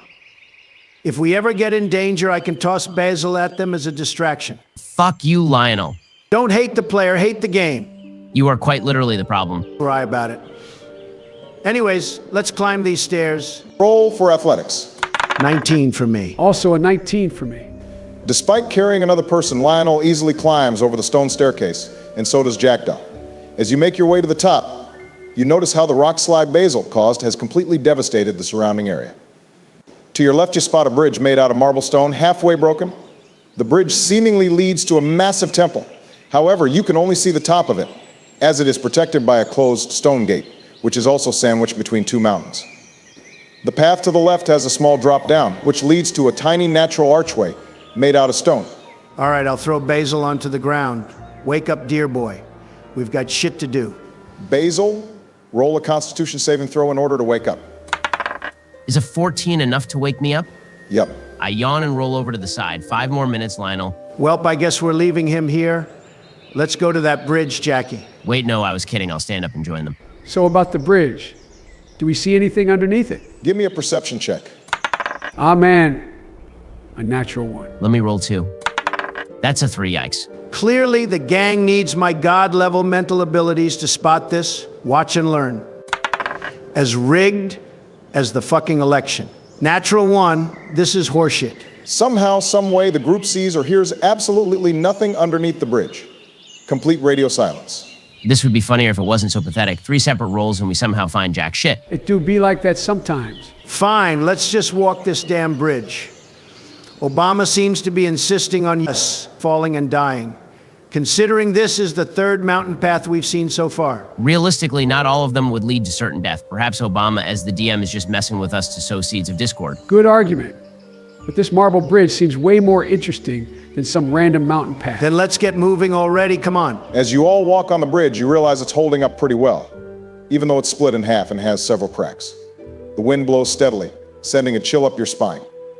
As you approach the gap, the shape of the gate becomes clearer, and you can now see the roof of the massive temple.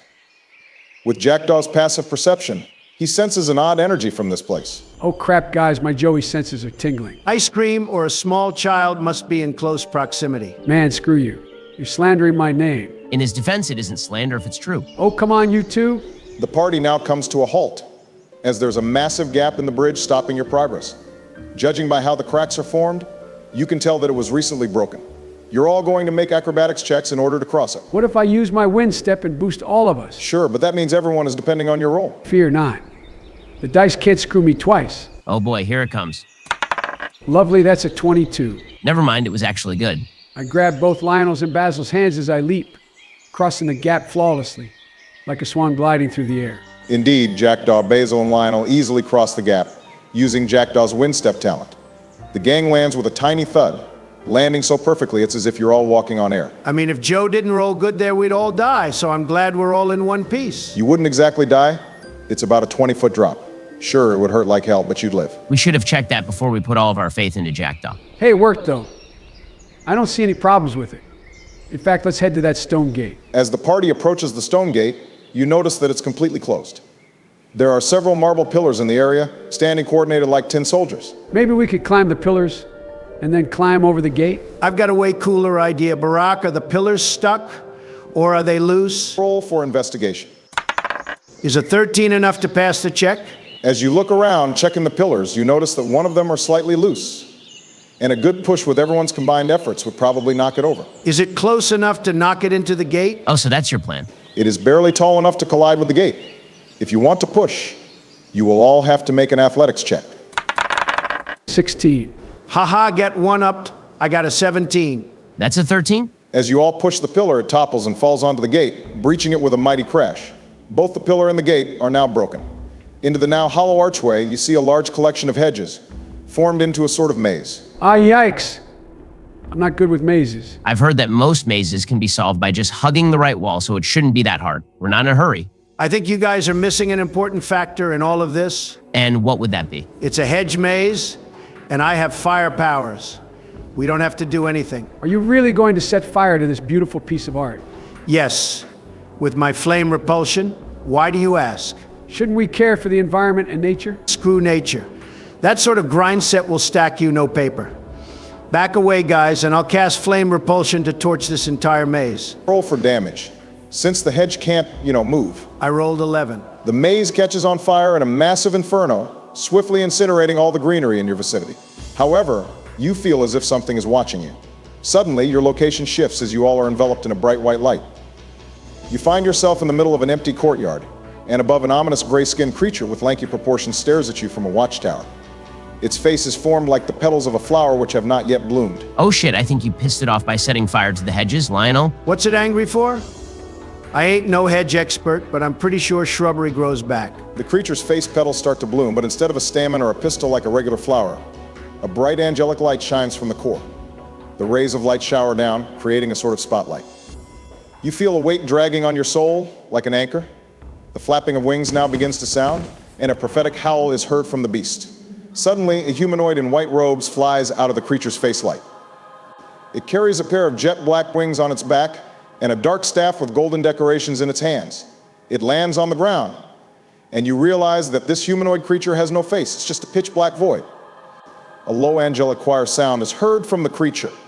as it assumes a battle-ready pose, and the staff transforms into a spear of dark energy. Roll for initiative. I got a natural 20, so I think I'll be going first. A solid 19 from me. Ah, shucks. A 5. The angel also rolled a 19. Donald, make a coin toss and pick a side. I picked tails. It landed on heads, so the angel moves before you. Dang it. Basil, you're up. I'm going to start this fight by moving quickly behind the angel thing and giving it a good slash with my greatsword. We'll hopefully get them stuck in a pincer attack. Does a 15 land? Barely. Now you roll for damage. A solid 8 slashing damage. Basil quickly positions himself behind the angel and carves its back. No blood comes from the wound, as the angel looks slightly displeased from your attack. Ah shit, this thing probably has tons of HP. The angel flexes their powerful wings as it jumps backwards over Basil. It stops itself from falling off the ledge with its flight. It flies upwards and then dives down like a peregrine falcon. The winds start howling as it generates massive amounts of speed. It's aiming to hit both Basil and Lionel by flying in a straight line. It rolled a 19 and a 22, which means it bypasses the AC of both Lionel and Basil. The angel flies like a flash, colliding into the both of you, knocking you prone. You take 6 damage each. The angel is now situated 5 feet south of Lionel. Time for me to teach this bozo a lesson. I saw a guide the other day, and I now know that I can also shove enemies, which knocks them prone, and also allows for advantages on melee attack rolls on them. I'll use half of my movement to get up and shove this fraud to the floor. 19. Get shoved, bozo. I rise from my knocked state with my incredible muscles as I Sparta kick this angel dude to the floor. I also use my bonus action to set it on fire with my produce spark, which should also have advantage. 23 to hit cause of advantage, so this angel fella is now totally on fire. And now, it's my turn. I slice the angel with my katana, with advantage. 22 to hit, thanks to the advantage of 9 slashing damage. Jackdaw seizes the advantage on the angel and gashes them with his katana. It's now Basil's turn. All right, use half of my movement speed to wake up. Then I run behind Lionel and I volt warp to teleport south of the angel and deal some damage. I got an 11, which probably misses. It does. The angel, seeing you blow with electricity, instinctively dodges, avoiding your volt warp. The angel disappears into a flash of light, and you see them hovering about 20 feet north of you. The angel points their dark energy spear at you, as 3 additional spears of light are summoned. The spears of light now fly at all of you, requiring you to roll an arc on a saving throw in order to block the attack. My NT stat is not the best. That's an 11. I hope 14 is enough. Nat 20. Let's go. The spears land in the middle of all of you, detonating with powerful shockwaves. Jackdaw manages to channel his ether into a sort of protective shield, as Basil and Lionel get blasted by the spears of light, taking 9 damage each. Also, ether is this game's version of mana. It's just a lore thing, since you guys have spell slots. Also, the angel takes 3 fire damage from Lionel's burn. 9 damage, dang, I'm really low. Could you share that healing potion next turn? Sure thing, just remind me to brew more healing potions later since this is our last. I've got a bullet with that angel's name on it. I roll to attack it with my flintlock. Shit, a 7. The angel weaves and dodges the bullet. An odd-sounding laughter is heard from it, mocking you. Man, fuck this guy. I'll cast my wind blade to snipe it out of the sky. 30-20. I'm getting some good rolls today. And that also deals 8 damage. I use my bonus action to cast a gale trap right in front of it. I hope the trap can detonate on airborne opponents. Jackdaw sends out a green slash of air as the angel was distracted from laughing at Lionel. The celestial being now stares at the Atrian Vigil in fury as it spins its spear. I'll use my placebo effect talent in and drink my rejuvenating potion, healing both Lionel and I4. 9 HP over the course of 3 turns. That's pretty mid, not gonna lie. A little healing is better than no healing at all. True, I guess. Lionel and Basil heal 3 HP. The angel flies towards Jackdaw, but accidentally triggers his gale trap, taking 6 points of slashing damage, and it cannot cast any mantras for a turn. The angel is suddenly blasted by a gust of piercing wind from below, disrupting its flight. It regains stability and charges Jackdaw with its spear to impale him. Dirty 20 to hit and 8 piercing damage. The winged warrior impales the head of the spear into Jackdaw's gut and rips it out, spilling blood over the tarnished battleground. It uses a bonus action to grab Jackdaw by the neck and starts speaking once more in an odd language. Roll another Arcana save. I rolled a 16. Also, is that not a mantra? A 16 passes, and no, that attack isn't a mantra. The kindred speech attack fails, and you instead recognize what it's saying. The path you choose to follow is wrought with lies, deceit. Obey the kindred, discard the weak. The angel throws you back as you land on your feet. It looks confused by the fact that its speech had no effect on you. I'll tell the others what it said. I'll call out to the angel, who do you work for? Roll for persuasion. A 6 is getting me nowhere. The angel seems annoyed by your question and answers in your language. I have no obligation to tell you, godless fool. The angel takes 4 fire damage from Lionel's burn. It's now Basil's turn. I use my last mantra slot in order to Volt Warp it again. That's a 21, it's not dodging this time, and I deal 7 damage. I teleport east of it, giving it a good zap. Basil and Lionel heal 3 more HP from the potion. It's Lionel's turn now. Guys, I got an idea. I'll call out to the angel, whoever your master is. Tell them that they're a fraud, as I am your true golden god, and then I'll prepare to attack. Wait, hold up. You said a special code word. Roll a deception check. You're going to need a ridiculously high roll for this. I was going to attack him, but sure. This guy's totally fooled. I got a 24. The angel freezes in its tracks and looks up to you. Impossible. Are you the envoy prophesied by the celestial cardinal? Yeah, totally. And frankly, I'm pretty upset that you didn't notice it sooner. They fall on one knee, and even though they lack a face, you can feel its shame. Forgive my transgressions. I was sent here as a response to deal with yet another intruder, signaled by the Dusk Watcher. We shall return with our diplomats once they have completed their mission post-haste. We, the Star Kindred, shall attempt to find a way to make peace with you. The angel stands up and their spear returns to its original staff shape. The Star Kindred's wings flap once, and the Dusk Watcher's face petals open up once more, beaming down a spotlight. The angel flies into the source of the light and vanishes. The Watcher's petals close, and it bows down elegantly, as it then jumps away with its freakishly long legs. Combat is over. So, what the hell just happened? Do they think Lionel is their new messiah now? I don't think this will be healthy for his already massively inflated ego. You just hate me because you ain't me. Where are we anyways? We sort of got teleported after Lionel burned their hedge maze.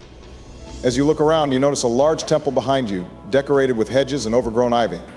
Braziers of purple flames light up the now derelict temple, and on the ground you spot large markings, as if something massive has been dragged out of this place. In the middle of the temple, you spot a man with dark gray hair and an iron mask covering his face. You can't tell what race he is nor his age. His clothes are dirty and are a mishmash of dull reds and browns. He seems to be inspecting the place, barely paying any attention to you. There was a guy here all this time? Why didn't he help us? The man hears you and responds, not looking at you. It's not my problem. You smashed down their gate, burnt their maze, and pissed off the Watcher. You were pretty much asking for it. Wait, so how did you get in here? I climbed over the gate, navigated the maze, and averted the gaze of the Watcher. You certainly made an introduction, guns blazing and all. You are either the dumbest or bravest Pathfinders I've ever seen. Haven't decided yet. What even is a Pathfinder? I keep hearing it all the time. I don't have time for questions of philosophy, you nitwit. The man looks at you and sees your blank faces. Oh, you really don't know? A Pathfinder is someone who explores these driftlands. Some of us are scavengers, some are historians, and some are bounty hunters. What even is a driftland? How come islands just appear and disappear every now and then? Well, that's quite simple. The depths are sentient, and they give and take whenever they feel like it. Sometimes, cities of old will appear overnight, and it is in our best interest to explore and gather what we find valuable. We don't know how long Erisia will exist in the overworld, so we'll explore as much as possible before the depths claim it once more. What are those markings on the floor? I'm guessing something has been dragged out of this place. That's what I thought too. I've been searching this temple for the Forge of Sin. It was written to be in the peaks of Erisia, but someone or something seems to have dragged it away. The marks don't seem fresh, though. It must have been pulled away some time ago. Perhaps during the last time the island drifted into one of the luminants? The Pathfinder ponders for a moment, and then looks at you, adjusting his mask. Forgive my mannerisms. I forgot to introduce myself. The name's Nero, Grandmaster Pathfinder of Etris. What are yours? The name's Lionel Scarson of the Summer Company. I am Vigil Initiate Jack Dalhashi. Pleased to meet you. I go by Basil Nildra, student of Sia. What a diverse cast you all are. By the way, if you'd like, could you take care of Penelope for me? She's sleeping in the bushes right now. Huh? Is Penelope a stray cat or something? Close enough. She's a Felinor and has apparently been eating wild birds to stay alive. I'm guessing she's some sort of native to this island, since I've never seen someone so feral before. I tried conversing with her and she hissed at me, and she keeps trying to take my rations when I'm not looking. Barack, what's a Felinor? Roll for history. That's a 10. Do I know anything? Well, the check was pretty low to begin with. Felinors are humans with cat ears and have heightened reflexes and agility compared to most other races. Because of their ability to do almost anything completely silently, many Felinors turn to a life of crime or pickpocketing for easy money, hence leading to many people having an open hatred for them. In fact, many towns don't allow Felinors to enter, even when they aren't criminals. Damn, they're really discriminating towards the cat people, huh? Wowza. Cat girls. Ah, fuck. Keep Jackdaw away from Penelope. It would be great if you could take her to some caretaker, since personally I can't stand her. Do you know if there are any other people who need rescuing? Nero shifts his mask a little and averts his gaze to the ceiling. Not any more that I know of. Besides, I'm guessing most lost natives are in hiding from bandits or megalodonts. Do you know if there are specifically more Felinor people here? The Grandmaster Pathfinder sneers at Jackdaw. I don't consider Felinors to be people. Just get that wretched cat away from me. Holy moly.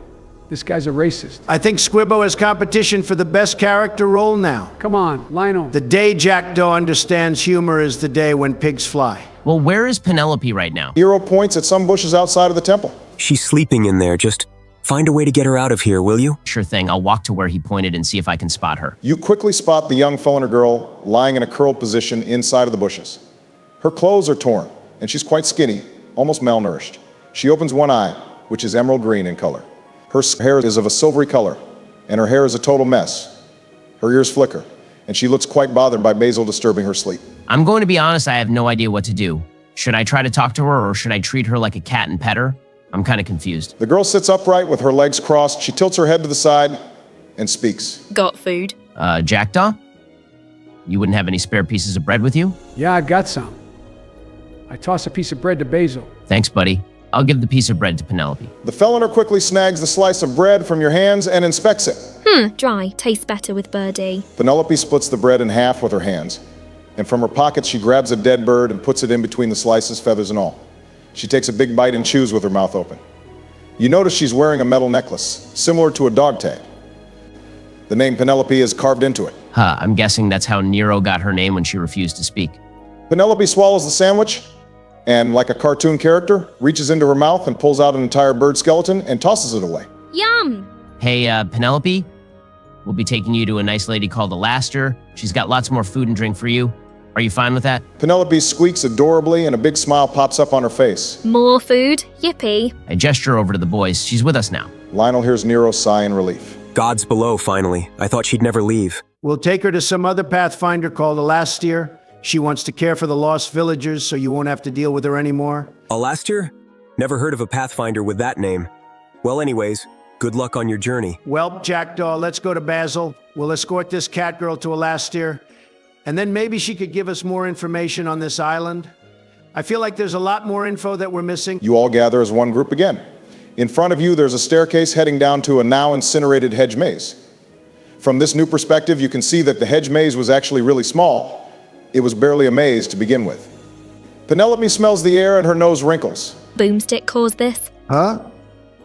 Who's Boomstick? Penelope points at Lionel. Boomstick. Oh, I'm Boomstick. That's actually a great nickname. I might keep that. Did you see us fight? Penelope nods. I liked Shrubbery. Found many birdies in there. You set fire to Shrubbery. Big Birdie got angry. You owe me birdies now. Does she think the angel was a big bird? I shrug. She might not know anything better. Do you think she's been living in the wilderness all her life? I mean, probably. Who else eats birds completely raw with no seasoning? You walk past the ashes of the hedge maze and past the gate back to the marble bridge. Can we see what's underneath the bridge now, since we failed the checks last time? You don't have to roll for it this time, since it was pretty odd how you could miss it. Underneath the bridge, you spot a settlement riddled with shoddy wooden structures mixed with the ancient ruins. You notice some of the structures leading into a mountain, meaning that they've probably repurposed some old quarries into a sort of base. You hear chatter and sounds of working from the settlement about 20 feet below you. I want to roll a perception check to hear what they're talking about. Might be something interesting. Holy moly, that's a 23. You hear the voices clear as a cloudless day. You catch on to a specific conversation, which you also see from below. A person with light iron armor runs up to another in white and black armor and speaks. Sir, I have reports from the temple outpost. Anything worth mentioning, Scout? Sir, they're all dead. We only found one intact body, which belonged to Ragnar. Impossible. What about the two others? Ermel has been reduced to a puddle of blood. I found bone fragments and bits of his armor. What about Bandit Lord Vikstrom? I believe he was incinerated, sir. Most of the greenery around the building has signs of burns. Damn it all. It must be those damned authority dogs. Speaking of the authority, sir, I found the body of Scout Renko in the bamboo forest with signs of bludgeoning damage. Contact the Guardian of the tower-struck lands as soon as possible. We need his assistance urgently. Sir, yes, sir. The scout quickly runs away from his superior. Oh shit. Those people they're talking about must be the bandits we fought in the first session. It was their fault for dying. They started it. Penelope wrinkles her nose once more. Bad business. Suddenly, you feel a tremor in the ground as the earth shakes violently. The pillar holding up the bridge snaps as you all fall into the outpost, which also ends this session. Ah, man. A real cliffhanger. Is it really a cliffhanger if we're not hanging on to anything? I have to remember to make more potions next session. We'll probably need some. We also forgot to take a short rest, so we're still missing a lot of mantra slots. Oh shit, you're right. We're gonna have to do some Metal Gear Solid sneaking in order to not die. Then let's conclude this session. Thank you, fellow viewers, for watching or listening to this video. I had some work to do, which is why this video took a bit longer than the last one to make. The next session will take place in the Bandit Outpost. As always, have a good day or night, and stay tuned for the next episode.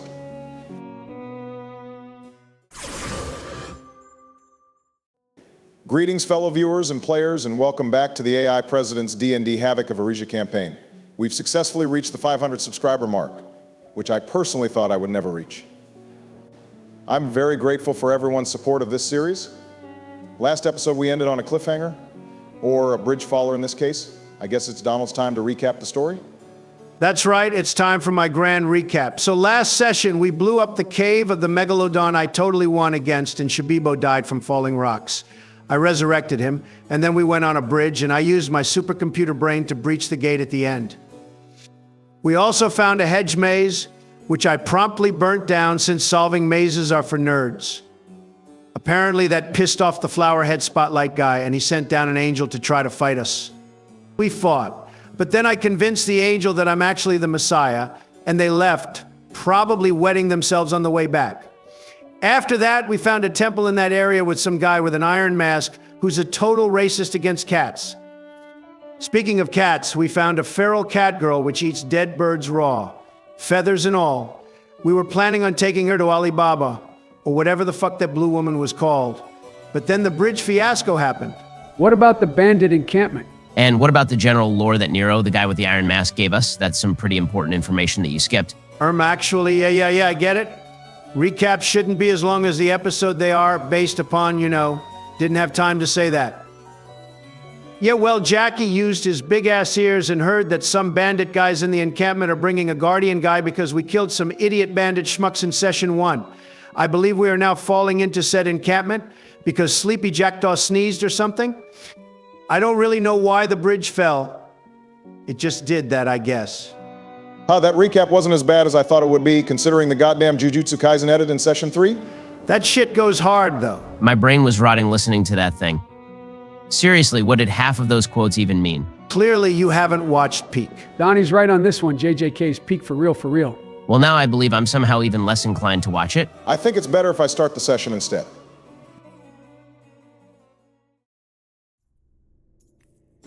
As the bridge collapses, you all feel butterflies in your stomach as you free fall into the bandit encampment. In these brief moments of weightlessness, you see faces of shocked and horrified bandits below you as the large stones of the bridge plummet down on the houses below. Penelope is panicking as she loses her footing and falls down with you. Everyone, make either an acrobatics or constitution saving throw in order to make the landing. I rolled 18 on my acrobatics. I hope a 13 saves me, dang. Naturally, I one-up Lionel again with a 19. Man, fuck off with these one-ups. In the midst of the chaos, the crumbling blocks of the bridge descend upon the unknowing bandits of the encampment as you manage to make a decent landing. Basil is the only one who takes damage, which is a singular point of bludgeoning damage, as he lands uncomfortably and messes up his knee a tad bit. You all find yourselves in the middle of the encampment as panic screams and shouts come from all around the outpost. In my humble yet highly educated opinion, we should get the fuck inside before we get swarmed by bandits. What about Penelope? All right, she might be hurt. What's this talk about Penelope? You hear her above you as she stands over the rubble without a single scratch on her body. Aha, she's a cat. They always land on their feet. Well, that's good. Now, time to find a house or building to hide in. Make a quick perception check to check your surroundings. A 17, not too shabby. Basil quickly surveys his surroundings and notices several appropriate buildings to use as hiding spots. A derelict mine, a bulky warehouse, and a shoddy shed. However, they're all out of reach, so you'll have to make a run for it before anyone notices. Well, what do we pick, guys? I reckon the mine won't have a lot of people in it, so we might be safer there. Well, the warehouse probably has more loot, so I'm going for that. Besides, bandits are easy pickings. Lionel, we're still pretty low, and some of us barely have any mantra slots. I think we should also pick the mine, and then take a short rest if possible. Damn, y'all are some lame asses. I mean, if you want to, you could run alone into that warehouse and get stabbed to death whilst we sit and chill inside of the cave. Your choice. I can follow Boomstick. He needs company too. As you squabble, some bandits have taken notice of your presence. They look both curious and on edge, blades in hand. Shit. Let's run into that cave before they do anything. Lionel, you better follow. Fine, since y'all want me so bad. Also, Penelope, you are a real G. You make a mad dash for the abandoned mine as chaos ensues from your surroundings as bandits try to make sense of the situation. As you finally reach the mine, you realize that it has been retrofitted and has been turned into some sort of expansive kitchen. This revelation happens to be very convenient as you start to feel your stomachs grumble, since you haven't eaten anything in a day and a half. The smell of bread and mushroom stew now reach your noses, tempting you to indulge in a feeding frenzy. Oh boy, I'm about to go crazy on this. The cut is going to be insane. Save some for us lard ass. Oh, come on, Jackie, you know I'm just playing with you. You get to eat as many crumbs as you want. Penelope, are you hungry? You did just eat a bird after all. I could probably eat more if I wanted to. How about we split the food we find? Oh, great. Here Jackdaw goes with this commie shit again. Haven't you heard of finders keepers? Oh, God's below, Lionel. Let's just split the damn food. We don't have time for arguments when we're actively being hunted. You get your share, and you don't make a fuss. Fine. As long as I get some protein and carbs. Let's search and see what we find. Everyone, roll an investigation check to find some food. Nat 20. 17, I think I'll find something neat. A 13. Penelope rolled a 14. Together you managed to rummage and ravage through their pantry and find 5 pieces of bread and 2 mushroom bisques. You also managed to find 3 canteens filled with swampy water. The quality of the food seems dubious, but currently your stomach is louder than your brain. Ah, hell yeah, let's chow down, boys. But first I'll use some of my fire to toast the bread. I ain't no damn peasant, eating white bread raw and shit. Respectable. White bread sucks when untoasted. I share no ill will towards white bread. It simply exists. Fair enough. All right, now how do we divide the food? I'll have 2 number 9s, a number 9 large, a number 6 with extra dip. Shut the fuck up, Lionel. There's only 2 options. Holy shit. Get a joke already. I'll have a mushroom bisque and some bread to dip. I'll share my bisque with Penelope, cause she's a real G who offered to follow me into the warehouse like a Chad. Yippee! Man, that's crazy. Trump's simping for cat girls. Jackie, do I have to remind you of what you said last session? I withdraw my statement. That's what I thought. You're damn lucky you're the president. Otherwise, you'd be on a list. You might be on a list already, we just don't know yet. Come on, Basil, what's with the double teaming again? Do I really have to explain? How about we just share our bisque as well with some bread? We've got stuff to do soon. Fine then. I'll also take some bread and soup. Cheers, everyone, let's dine. I toast my bread with Penelope, and then with Jackie and Basil. As the party feasts on the plundered food and takes their short rest, they regain their mantra slots, as well as some HP calculated by their hit dice. What is your current HP, and how much do you restore from the hit dice? With my regeneration effect after the fight last session, I was at 10 HP, and then I lost 1 hit point from the fall, so I'm at 9. From my hit dice, I restore. Dang it, only 3 HP. Now I'm at 12 out of 18. I was at 16 with the regeneration effect, and now. Awesome, a 9. I'm back at full health. I was at 11. That angel guy stabbed me pretty hard, so I hope I get a good roll. Dang it. Natural 1. I'm at 12 out of 19. Jackdaw hears footsteps, which are becoming louder and louder. Clearly, someone else is approaching them. Ah, shit. We were having such a good time here. What do we do? We could try to hide. There might be some nooks and crannies we could use to our advantage. The footsteps are now right beside you. A bandit in leather armor and a hood looks right at you, on guard, with daggers in hand. Shit. Think fast. Allow me, peasants. I call out to the bandit, hey, what's that look on your face? We're just enjoying our lunch break here. Roll a deception check. That's a solid 18. Huh? The upper Erisian bridge just collapsed, and you greedy fuckers are eating soup. There's reports of people in our perimeters, and you bastards are stuffing food in your gullets. First of all, asshole, we're entitled to a lunch break as much as you are. And secondly, the bridge hasn't collapsed. Are you crazy or something? Take your pills and a nap, you delirious twat. Roll another deception check. It has to be very high in order to convince him that he's actually crazy. Easiest 21 of my life. I'm gaslighting this idiot. What? What do you mean? I thought we all heard it. Sorry, mates. Haha. Yeah, I might actually be crazy because what is that felon or slave doing here? I thought Calzin owned her. Felonor?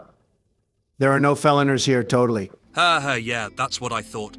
I'll take some rations and a nap then. See ya. The gaslit bandit strolls away cluelessly. Okay, there's a lot to unpack here. First of all, how the hell did you manage to gaslight Gatekeep Girl Boss the Bandit? And secondly, Penelope's a slave? And who is Calzin? Now that I think about it, that dog tag makes way more sense now. Someone else must have owned her, and she ran away into the wilderness. We could just ask Penelope who Calzin is.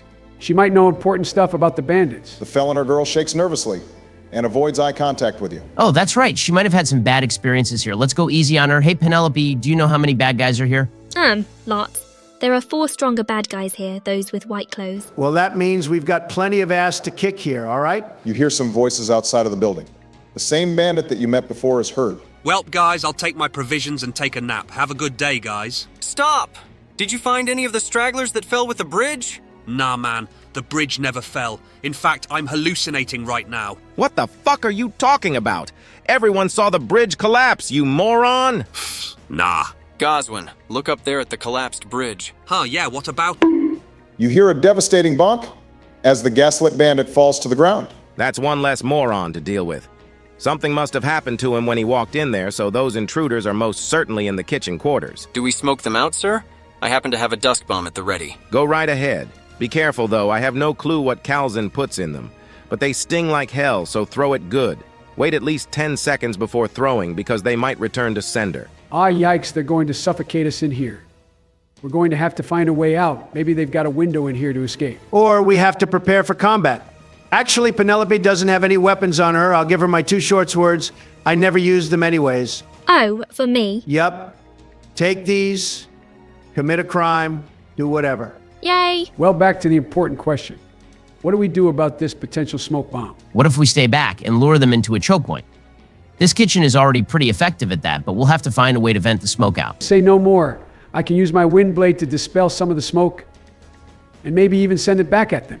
Roof. Penelope points at the wooden roof of the kitchen, which is slanted. It has a few boards loose and a log as support. What's up with the roof, Penelope?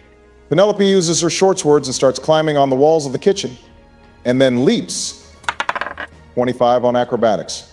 She latches onto the log supporting the roof and climbs around, hiding herself. Hey, she's hiding on the roof? Smart thinking, Penny? Me, Penny?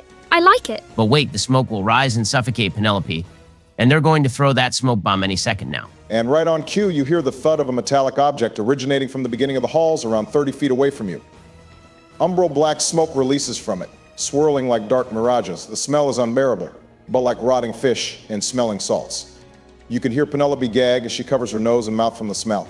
As opposed to normal smoke, this gas swirls as if it is alive, and it starts seeking out anything that's alive. Why did none of us think to rush them before the smoke was released? Good point. Well, crap, now I have to face this evil shadow smoke thing. I run to face the smoke, and I'll start preparing to cast my Windblade mantra. First, make a wisdom saving throw. Aha, 17. That might be enough.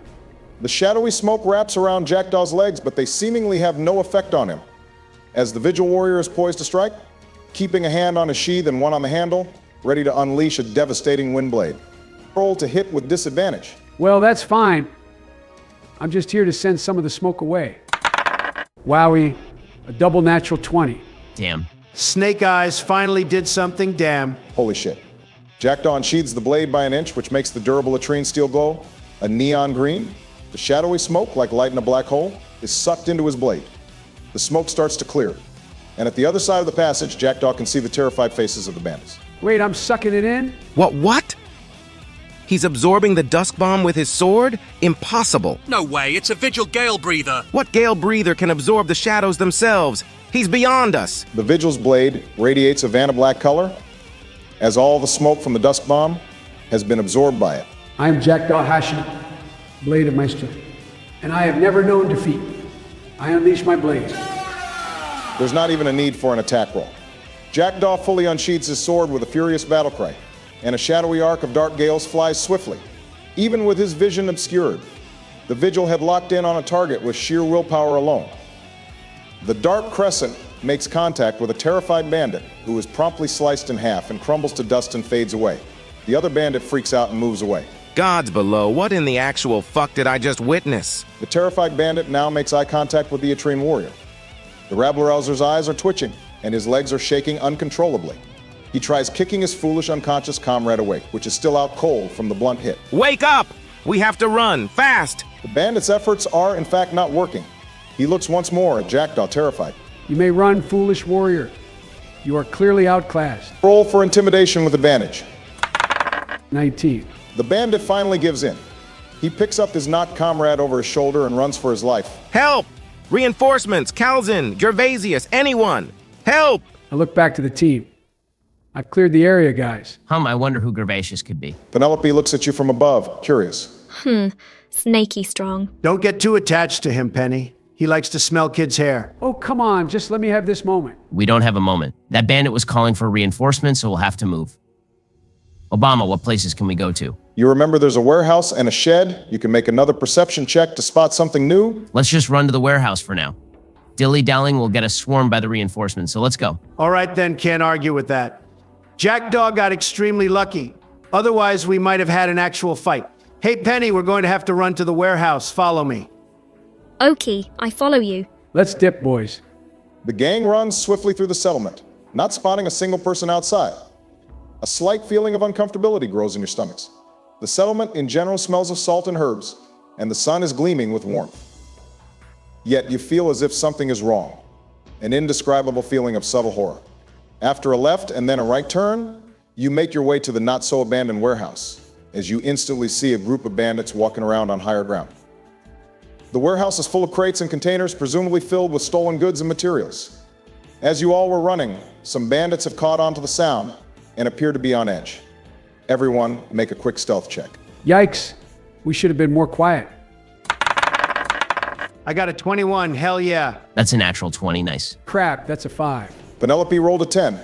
The bandits notice your footsteps, and their movements immediately stop.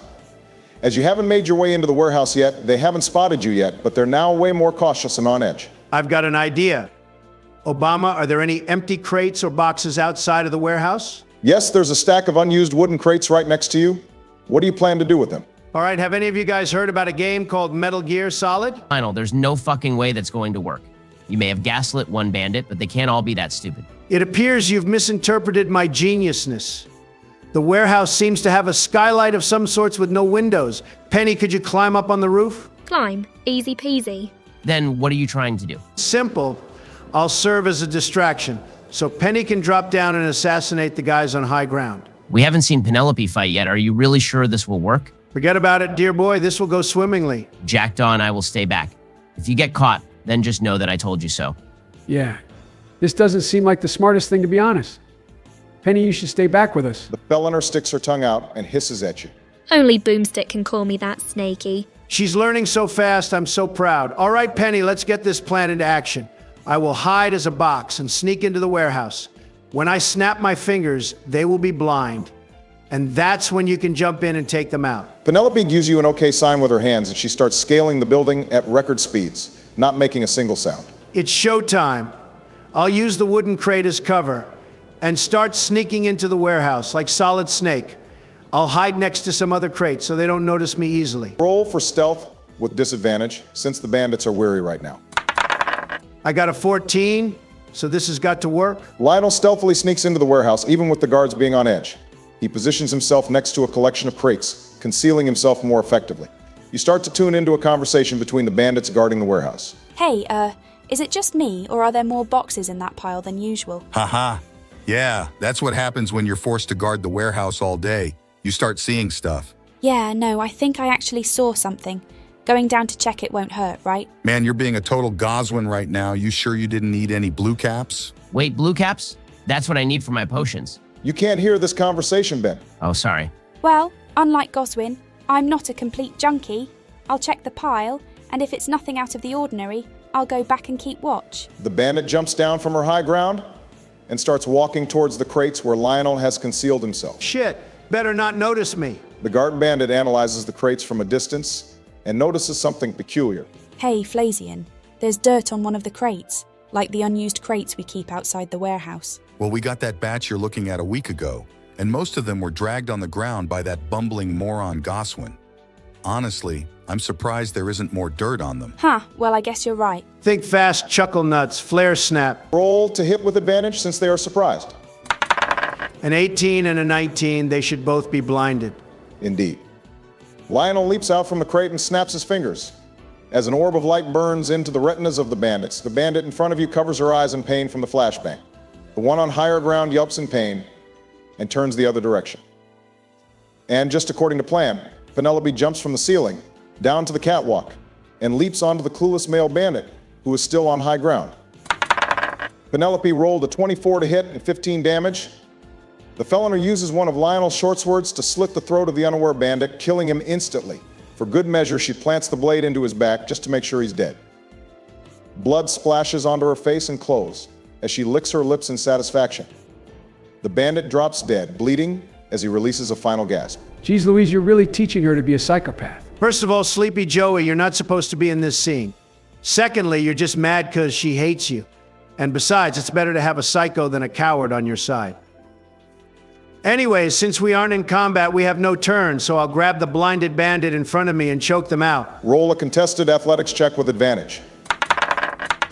I'm on a roll today, that's a 17. The bandit rolled a 13, which means you succeeded. How do you want to do it? I position myself behind the bandit and grab them in a headlock, choking them out until they cease to breathe and they fall to the ground like a sack of potatoes. Also, Penny, we should probably hide the bodies so that the other bandits don't notice them. Grab some cloth from the bandit and use it to clean the blood from the scene. After that, we'll throw the bodies into some of the containers. The felony nods to your suggestion as she rips a piece of cloth from the defeated bandit and starts to clean the floor of blood. She grabs the bandit by the arm as she struggles to carry the corpse into the wooden container. Remember to lift with your legs, not your back, Penny. Just throw him in there. I can dispose of mine in another container. How do I lift with legs? Hands are better for grabbing. Just keep your back straight and go down low with your legs so you can pull them up easier. Penelope tries your advice and succeeds as she lifts up the bandit and manages to push him into one of the containers. The mangled bandit falls with a thud. She grabs a couple planks to use as a lid for the container, as to not let the stench escape. She's a clever girl, that's for sure.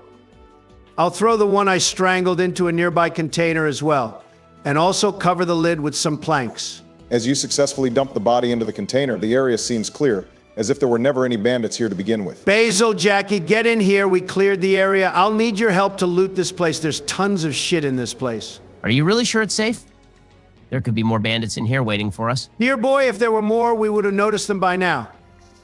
Let's start looting this place. I heard them mention Blue Cap, which might be something of interest to you. Yes, that's the ingredient I've been looking for. They might have some of it here.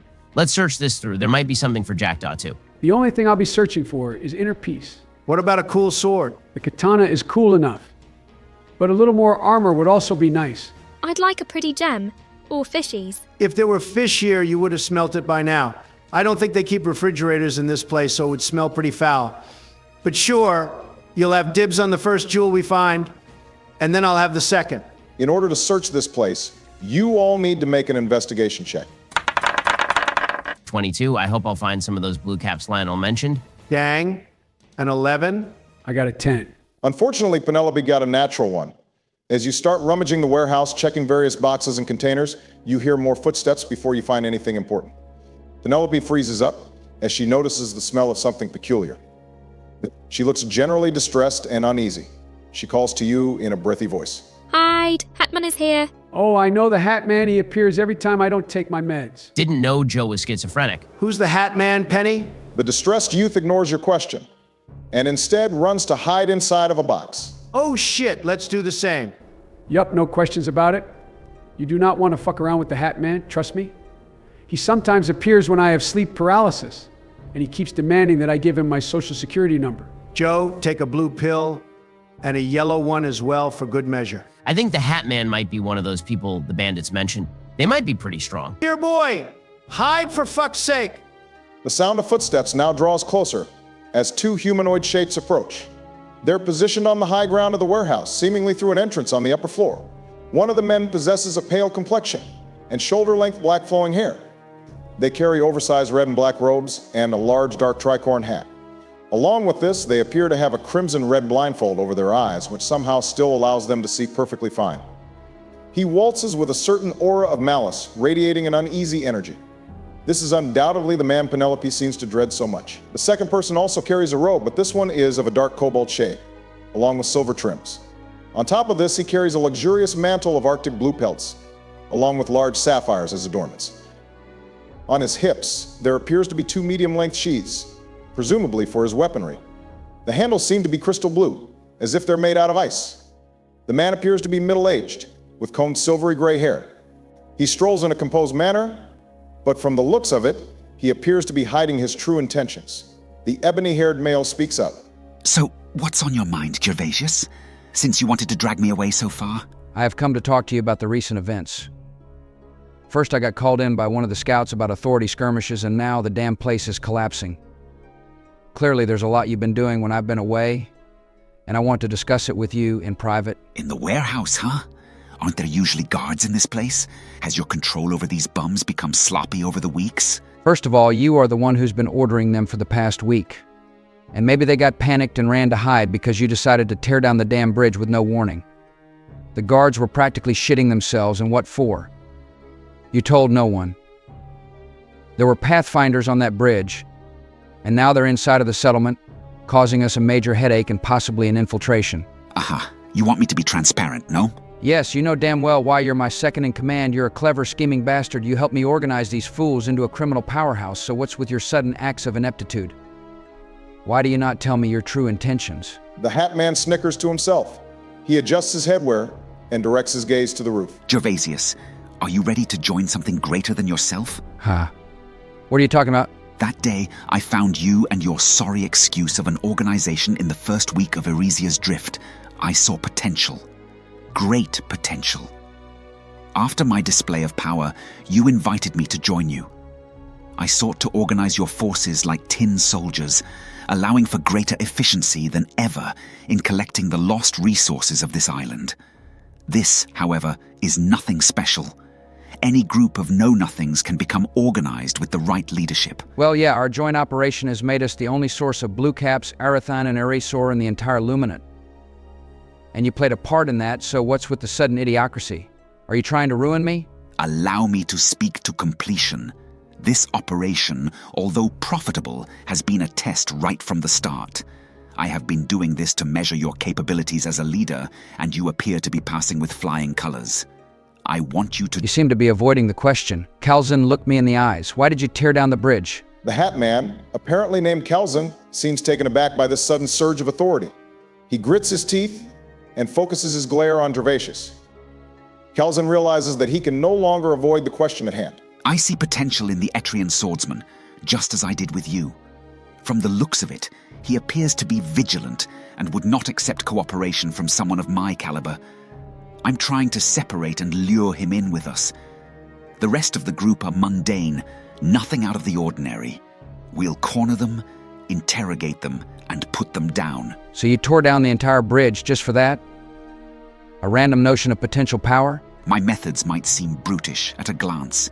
It is infinitely easier to break the bridge and send the Etrian into foreign territory to be swarmed and corrupted by us, rather than to launch an ambush against a team which has proven to be much stronger than our foot soldiers.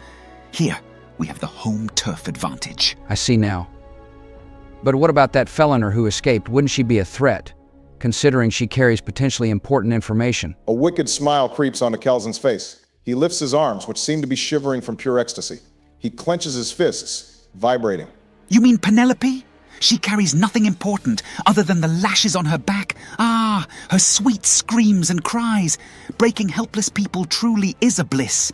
Gervasius backs away in disgust. Your hobbies genuinely terrify me. Seriously, get help. One day, you'll understand my joys. There's a certain satisfaction in knowing that you've ruined someone. Besides, Felinors are a pest. No one would care about what I do against them. In fact, I can smell some Felinor hairs right now. Kelzin surveys the warehouse, and his eyes lock in on a certain wooden crate. I see you. You can hear Penelope audibly gasp as she's holding back tears. Kelzin points with his narrow finger towards the box where Penelope is hiding. Gervasius, if you may... The silver-haired man furrows his eyebrows and reluctantly jumps down and walks towards the box. Lionel hears him mumble under his breath. I guess I'll have to clean up yet another mess of yours. Gervasius stops right before the box and lifts his hand. Frostdraw seeking daggers. A ring of frozen debris gathers around the mantled warrior. The shards of ice focus into a dagger in front of him, pointing towards Penelope's box. Sorry, Kitty, boss's orders. However, 3 extra daggers are conjured to his right, much to Gervasius' surprise. What in the... Kelzin, they're in here. They've heard everything. Son of a bitch. The daggers release, hitting the various boxes you're all hiding inside of. They do not pierce the wooden framing, but they do confirm your locations. They've hid well. If it weren't for the Felinor hairs, we would never have noticed them. Well then, I'll treat this as another opportunity to test your capabilities. Although, you might need some help considering the number of your adversaries. Kelzin raises his hands up to the sky. His hands cast a shadow on the floor of the warehouse, and he starts making a shadow puppet of a crab with his fingers. Shadow pods? 2 shadowy creatures, in the forms of crabs, rise from the shadows on the ground. They appear to be about 2 feet tall and 3 feet wide. Their legs are bladed, like the edges of swords.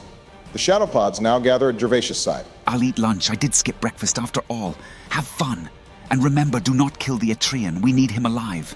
Very well. I'll make quick work of you cowards. I jump out from the boxes and cast a lightning beam. Damn it, that's a 10. Basil jumps from his hiding spot and launches a stream of electric energy at Gervasius, who dodges it easily. The cobalt-cloaked warrior laughs. Ha, that's all you got? Come at me. Roll for initiative. I got a 17. Nice, I got an 18. Damn it, a 4. Jackdaw must have rigged the dice. Penelope rolled a 10, and Gervasius rolled an 11. The 2 shadow pods rolled a 5. The battle order will go Jackdaw, Basil, Gervasius, Penelope, Ippy, shadow pods, and finally Lionel. I'll ready my sword to cast my Windblade mantra to pierce all of the enemies for some good damage. I've decided to change the ruling for the Windblade. If you get a 16 or higher on the hit roll, it pierces 1 enemy. And if you get 20 or higher, it pierces all enemies in a straight line. Aha. All right. I'll cast my Windblade at the shadow pod on the left side of Gervasius. Awesome. A 16. That means I get to pierce once. That's 7 slashing damage to the crab and the big bandit guy. Jackdaw unsheathes, sending out his signature green crescent slash. The Windblade flies right through the armor of the crab and slices the silver-haired warrior's leg. Gervasius grunts lightly and turns his attention to you. The shadow pod, however, seems mostly unbothered by the attack. Hey, trying to defeat shadows with wind? Kelzin must have overestimated your worthiness. Well, that just means we'll have to defeat it with light. Thanks for telling us their weakness, doofus. Gervasius winks at you. Sorry, I don't swing that way. He's acting pretty zesty, winking at boys and shit. Perhaps he has ulterior motives. Just in case, I'll try to prove Jackdaw's hypothesis by casting yet another lightning bolt. But this time at the shadow pod on Gervasius' left. I really hope a 13 hits. It will hit the shadow pods, but not Gervasius. I got max damage, which is 7. Basil conjures a beam of electricity at the shadow pod nearest to him. The beam bounces to the other shadow on Gervasius' right. The surge of primal electricity attempts to hit the Cobalt warrior, but he sidesteps it with ease. The shadow pods squeal in pain as they start to smoke from the intense light of the blast. Ha, I guess it did work. Is he trying to make us kill them? Obama, do I know if he's trying to trick us by killing them? Make an insight check. Well, my insight is pretty shit, but I'll try. Never mind, that's a freaking nat 20. Damn unexpected. You gaze into the eyes of Gervasius, and it feels like your minds perfectly connect.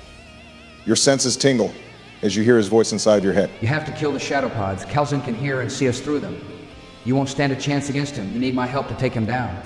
He wants to help us? Gervasius looks infuriated and mouths the words, "Don't say it out loud." Oh no, he wants to totally kill us, Alas and Alak. The cobalt-cloaked warrior does not look impressed with your acting, but he knows now that you at least get the memo. I'll keep fighting you as normal, so that he doesn't suspect anything. As he says this, Gervasius snaps his fingers and conjures 4 blades of crystallized ice around his waist, which begin to rotate around at rapid speeds.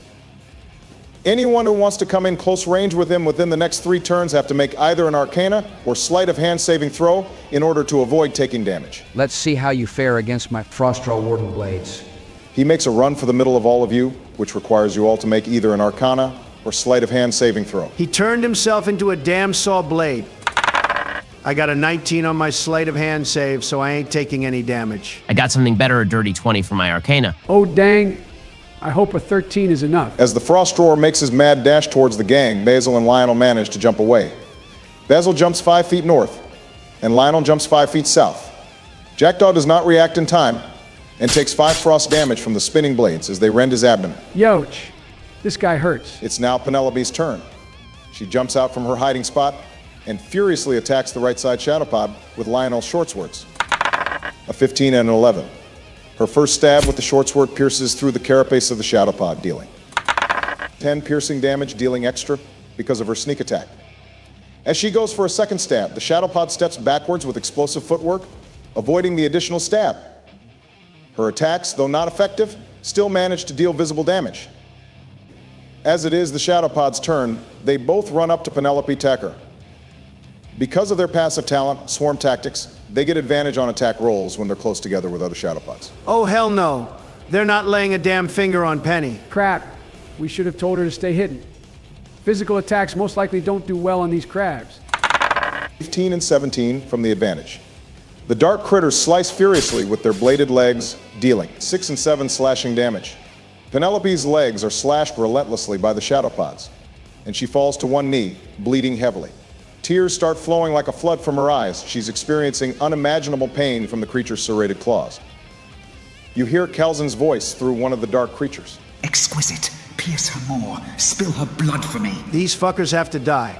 I run to get between the shadow pods. Not so fast, Lionel. Running out of Gervasius's melee range will provoke an opportunity attack. I don't care, I'll tank that shit. That's an 8 to hit. Seeing his comrade in grave danger, Lionel runs speedily to her aid. Gervasius, trying to fight as convincingly as possible, grabs one of his blades out of his sheaths to stab Lionel in the back.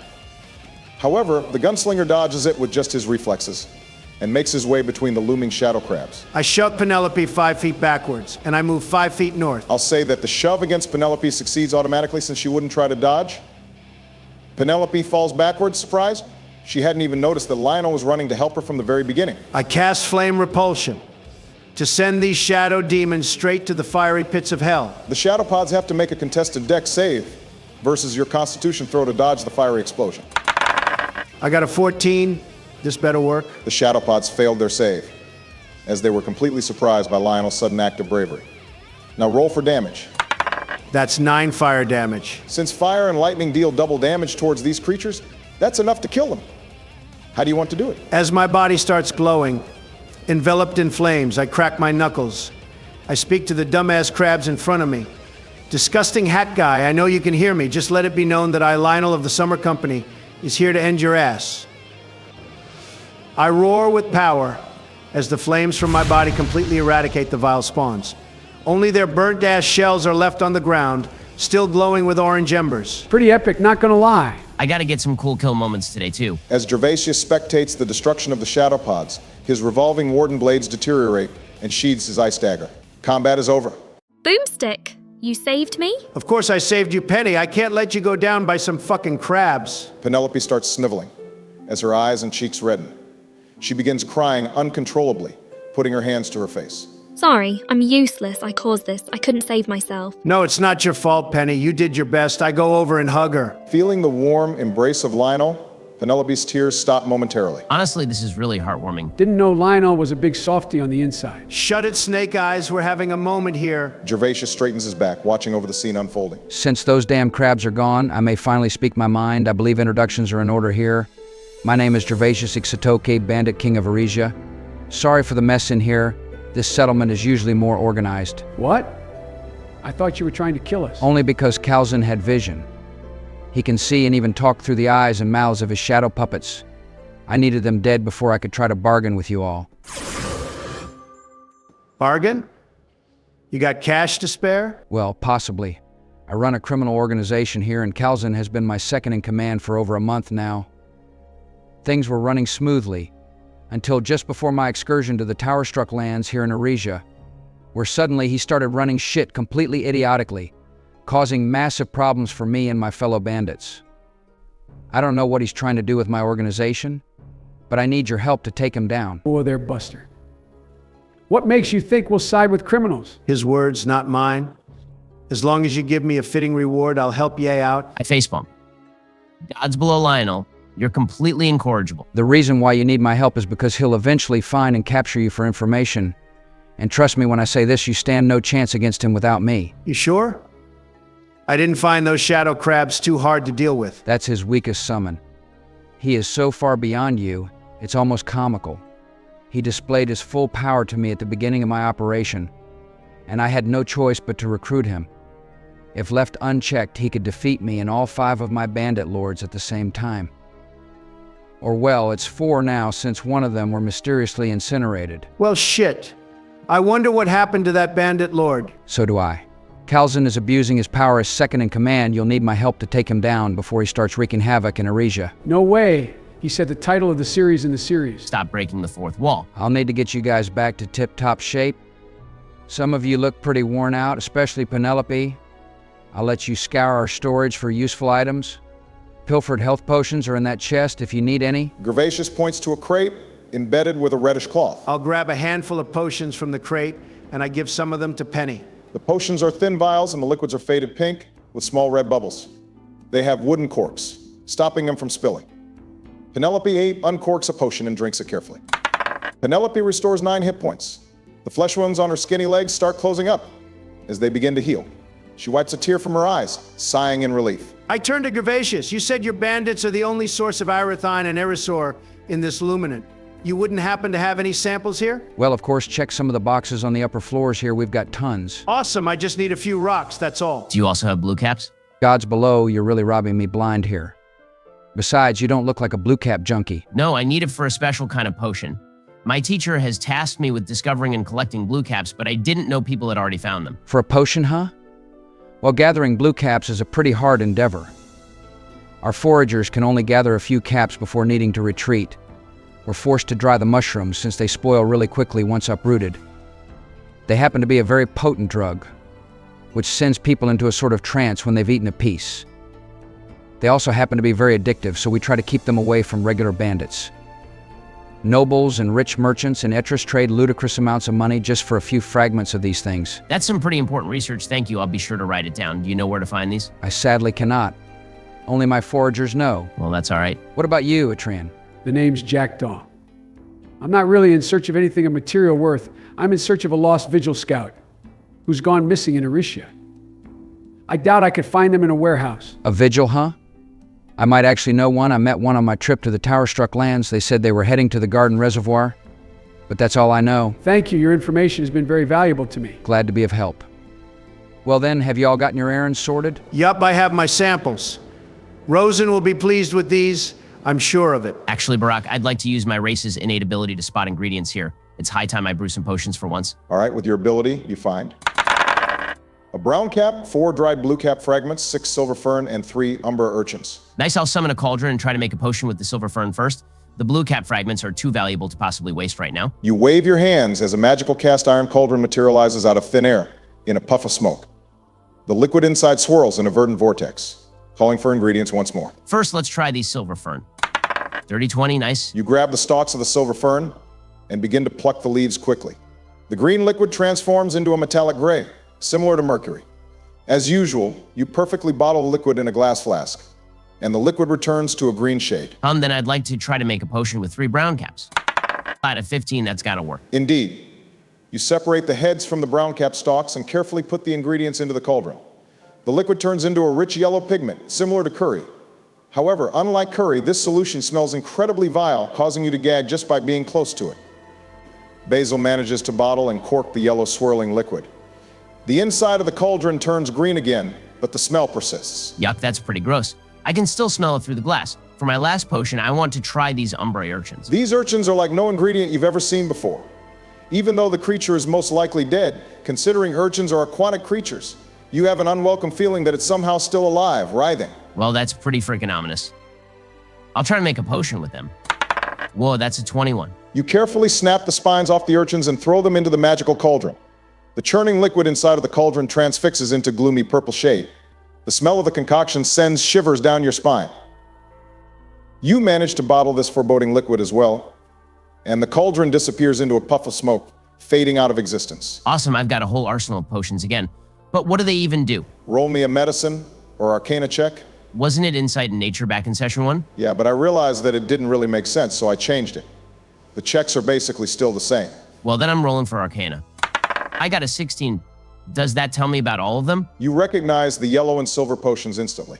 The yellow one is a fetid blight, an incredibly rancid smelling potion, meant to be thrown at enemies. When thrown, it creates a 3x3 cloud, and enemies inside have to make a Constitution saving throw above 15. If they fail, they throw up, making them lose their main action and half of their movement. The cloud lingers for 2 turns. The liquid metal-looking potion is a potion of hardening. When poured on armor, it makes it stronger, increasing the EC by 3 for 3 turns. However, it's also a very effective adhesive, which hardens quickly. That sounds pretty versatile. What would happen if I drank the potion of hardening? And probably extreme constipation. Or death. So it's like McDonald's Sprite? Yeah, McDonald's Sprite fucks me up every time. It feels like you're referring to something I don't know about, but what about the urchin potion? The looming dark lilac potion is unknown to you, but you sure as hell know that you shouldn't drink it. During your potion-making process, Gervasius was watching, intrigued. I always wondered how potions were made. Looks a lot easier than I thought. Well, it only looks easy since an expert is doing it. I chuckle a little, showing that I'm joking. For the next part of my plan, you'll have to pretend like I defeated you. I'll take you all to the prison, which is underground. You will have enough time to rest. I'll buy some time. After that, when he's in the prison with me, I'll break you out, and we all attack him all at once, giving him no time to fight back. Wait, how do we know that you're not lying? You're taking us all to the prison, which is exactly where Calzing would want us. I'm not being fooled that easily. And I doubt Penelope would like to go back to her prison. Penelope pouts and nods. Gervasius scoffs and reaches into his pockets. His hands embrace a copper key. This key can be used both from the inside and the outside of the prison cell. I'm not trapping you in here. What if it's a fake key? God's below. I'm not trying to kill you idiots. Just follow the plan, since you wouldn't be able to defeat him on your own. Honestly, I'm down for ganging up on Calzin. If you were lying, why did he give us everything we were looking for? We should follow his plan. Sure, I guess. He did give me the 2 samples I needed. And he gave me important information for my mission as well. Finally, it looks like you trust me. I'll let the Knorr hold the key for the cell. I'll take you to our prisons, where you can rest. I'll try to buy some time with Calzin. When we finally arrive at the prison, a wink with my left eye means that you should jump out and attack him. I trust you in this plan. You follow Gervasius out of the warehouse and down into a dark cellar beneath one of the buildings. The tunnels are lit up by torches, which cast wild shadows over the stone brick floor.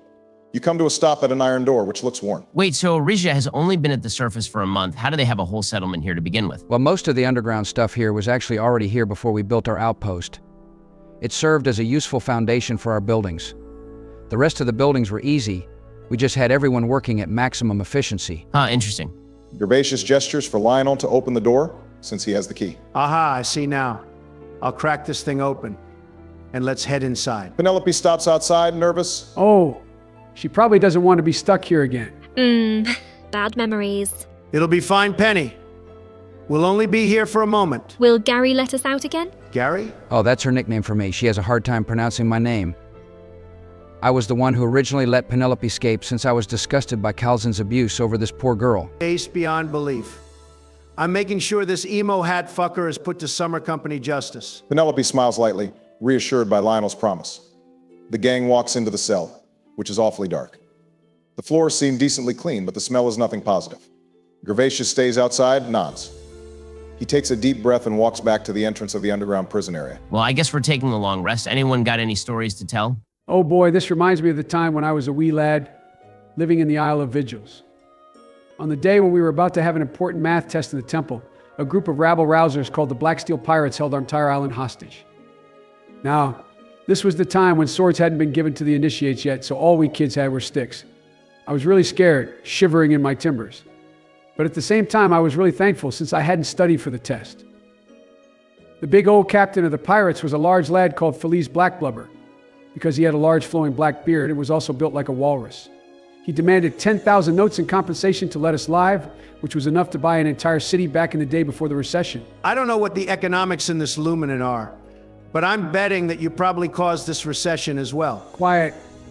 It's story time. All the classes were being canceled because Felice Blackblubber was running amok. I was 100% sure the math test would have to be canceled, which relieved me a little bit.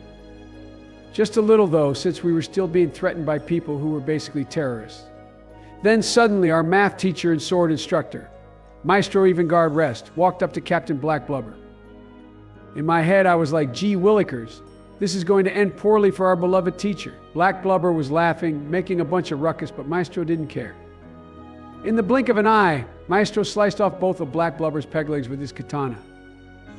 Maestro then took out a second katana and started dual wielding, chasing off all the pirates from the island. Blackblubber had to learn to walk with his hands as he ran back like a chicken to his ship.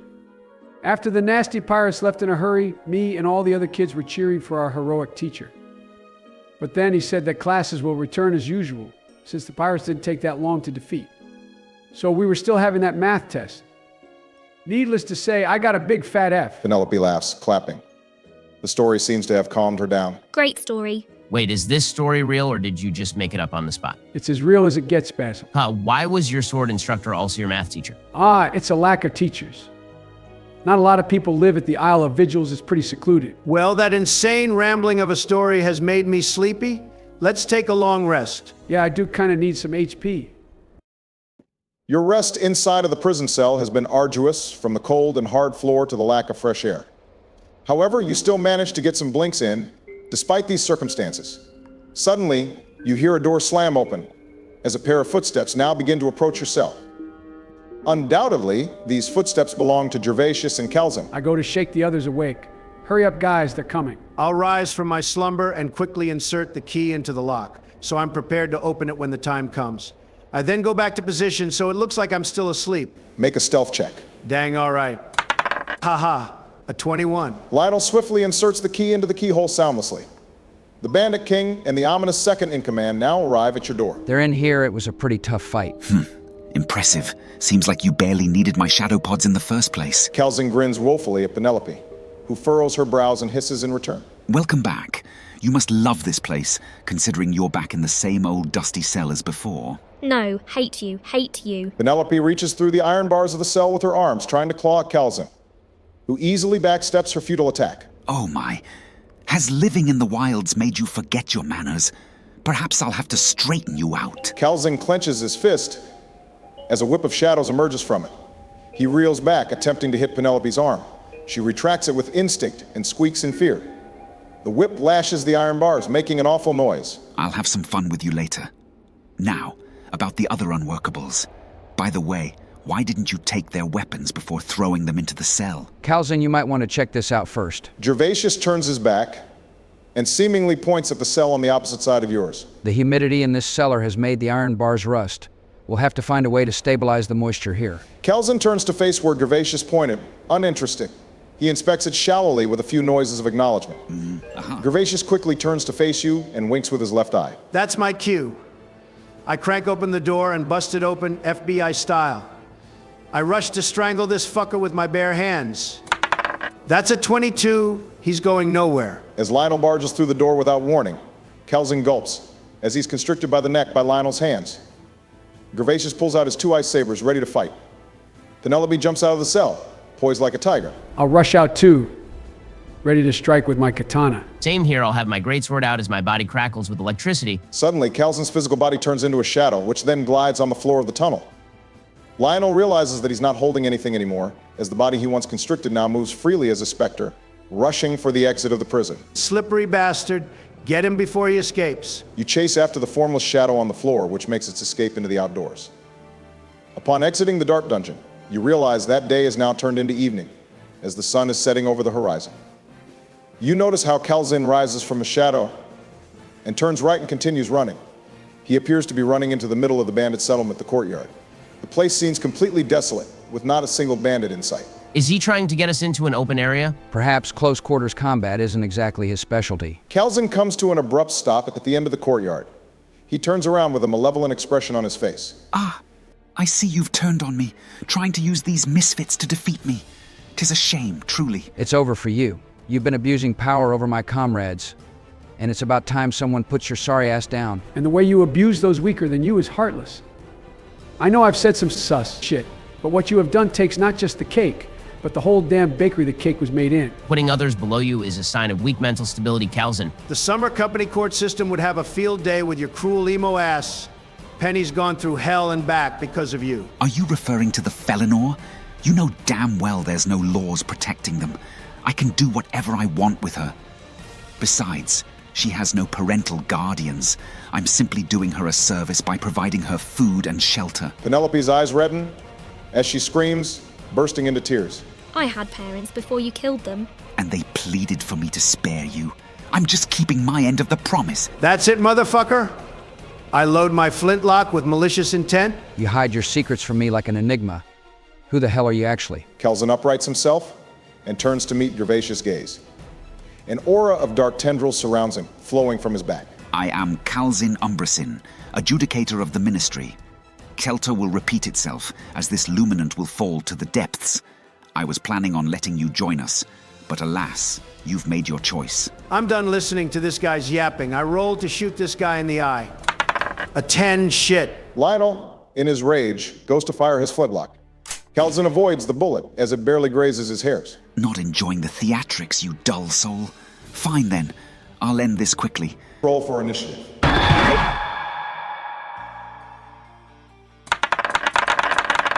Darn, that's an 11. A 12 for me. Big dirty 20 over here. Gervasius got a 22, Penelope rolled a 15, and Calzin rolled a 7.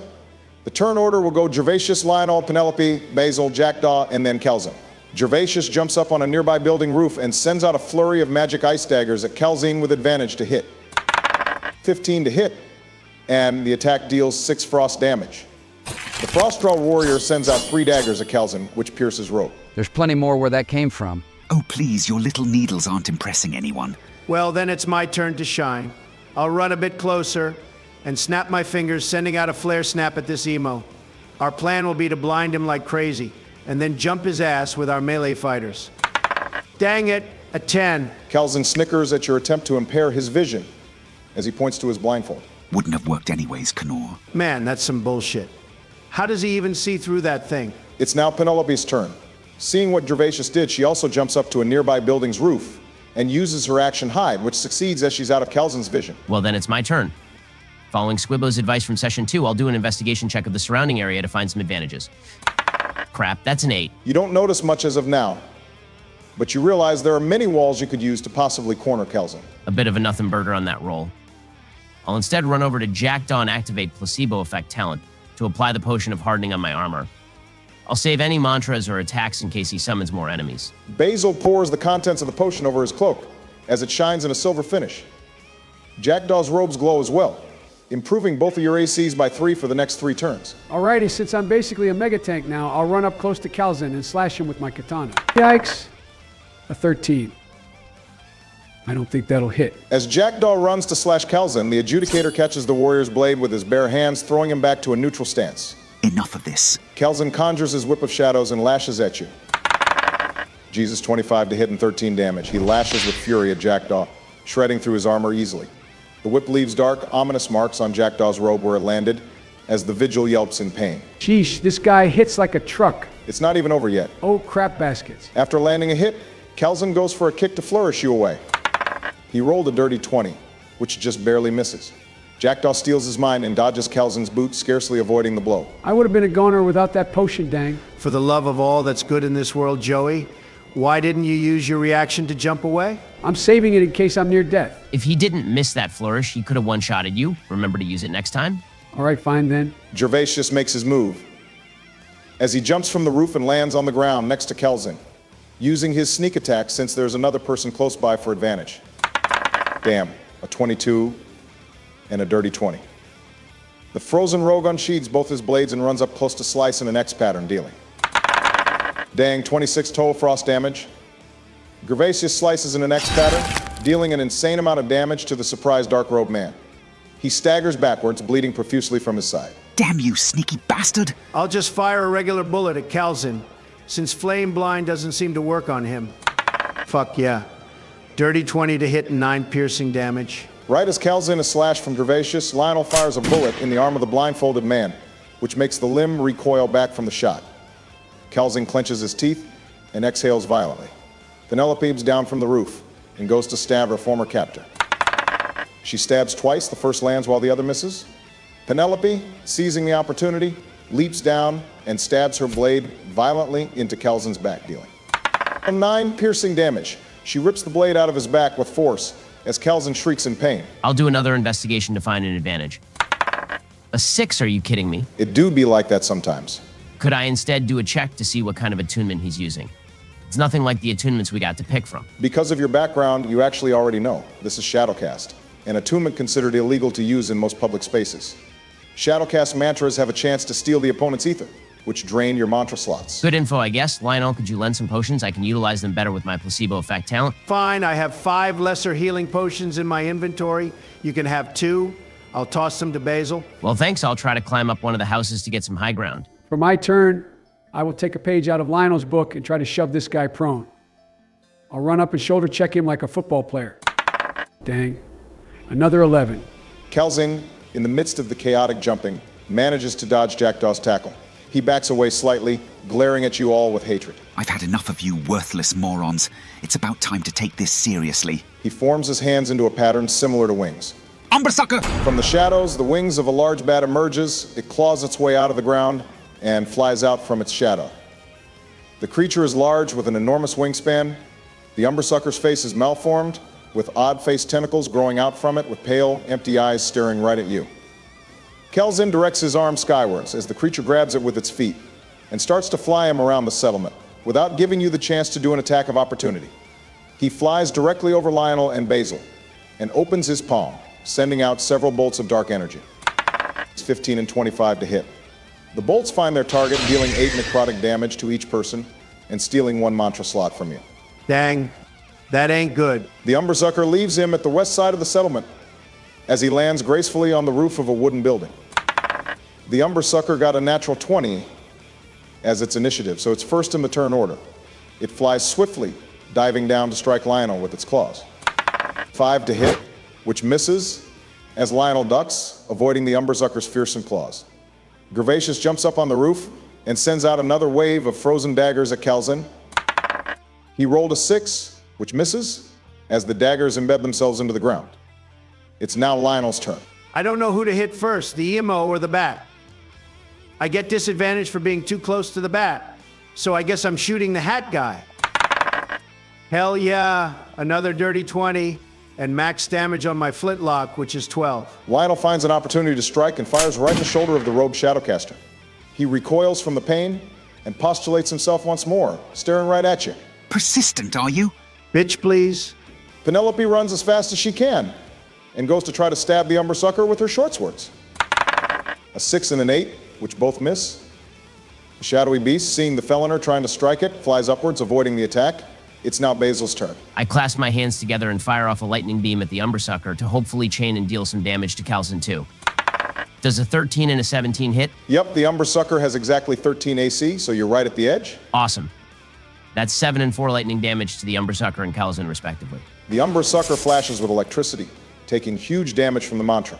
Calzin feels the surge of electricity and scoffs at the lack of damage. The hardening potion's effects have now faded. Oh, just you wait, you cocky bastard. For my turn, I'll jump up on one of the roofs of the buildings, and I cast a Windblade mantra at Calzin directly. Dang, 12, so that misses. I'll set my Gale Trap right in front of him as a bonus action instead. Calzin dodges the blade of wind with ease, and large dark tendrils start growing from his back. The tendrils embrace various objects, such as crates, barrels, and small rocks from the surrounding area. The tendrils reel back and lob an avalanche of random materials at you all, requiring everyone to make an acrobatics saving throw to dodge the items. 13. A 12 for me. I'll instead use my Gale Leap reaction to jump over it, so I make another dex save, since I kind of got a 4 on my roll. Nice, I got an 18. Gervasius and Penelope rolled a 7 and 13 respectively. Lionel and Penelope managed to dodge the flung items as Jackdaw uses his ability to jump over the crate being flung at him with ease. Basil and Gervasius don't react in time, and as such are stricken by various thrown blunt objects, taking 7 bludgeoning damage each, as they're pummeled by a wave of crates and barrels. The wind step really saved me, huh? Told you it was good. The Umbersucker goes to slash Penelope with its claws, but misses. Gervasius runs through the chaos of the courtyard and runs to attack the Umbersucker with Rising Frost. Gervasius melds his 2 blades together as a sort of glaive and spins it around like the blades of a helicopter, dealing 17 frost damage. The frozen rogue lands a combo of slashes with his icy glaive and then knocks the bat down, dealing 2 extra bludgeoning damage. The creature is looking very weak now as shards of ice grow on its fur. Most of my mantras are either too useless or too dangerous to use right now, so I'll just flare snap the Umbersucker, since it doesn't work on Calzine anyways. That's a 17 to hit, so it lands. As Lionel sends out a flash of light at the creature, it is vaporized by the brilliant light, dying instantly.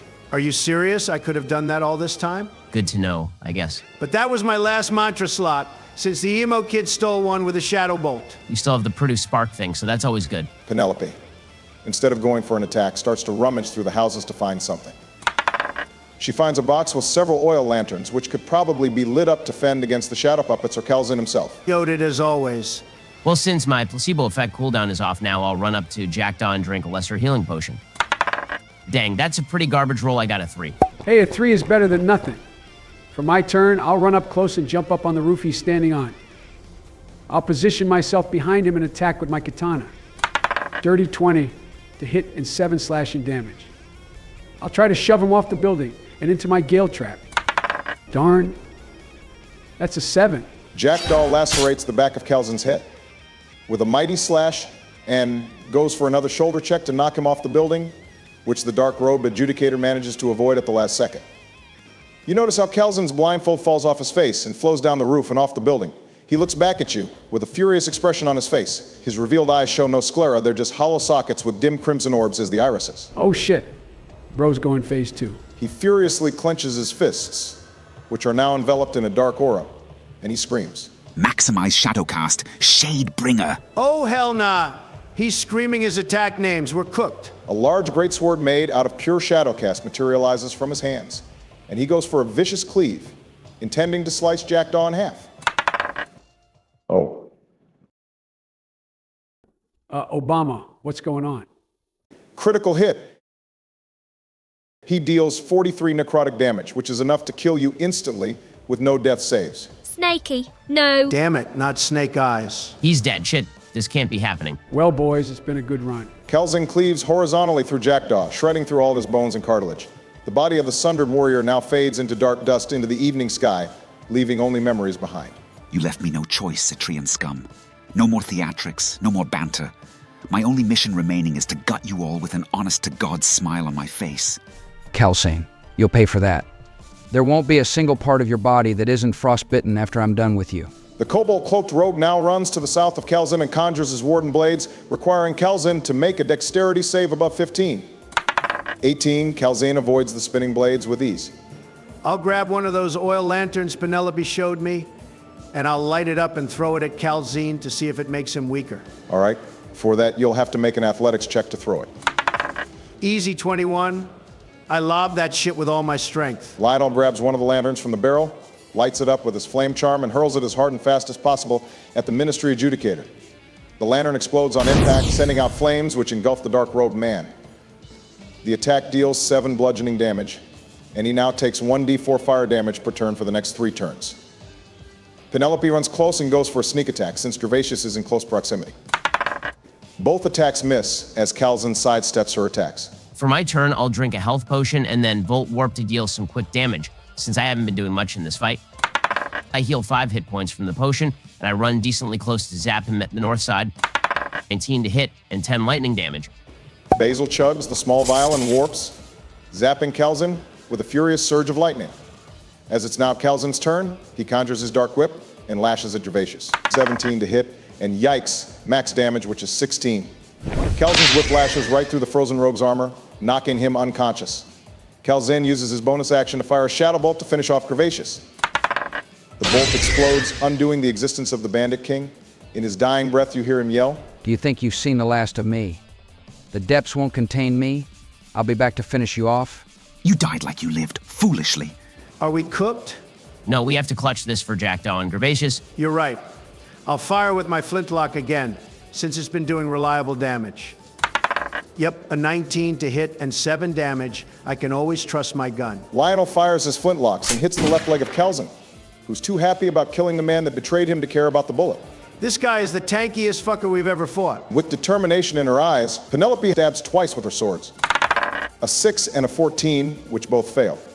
The sinister dark robe easily dodge her attacks and comments, "You don't make a good fighter, Felinor. You should have stayed as my pet." I'll also climb up and slash him with my greatsword. 16 to hit and 11 damage. I'll try to shove him off the building as a bonus action and into Jackdaw's Gale Trap.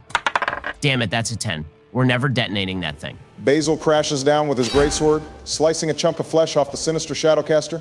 Just like the fallen Vigil warrior, Basil goes to shoulder check him, but doesn't hit with enough force to knock him down. Gah, you seem quite persistent to shove me down the building. You've set a trap, haven't you? Ah, shit.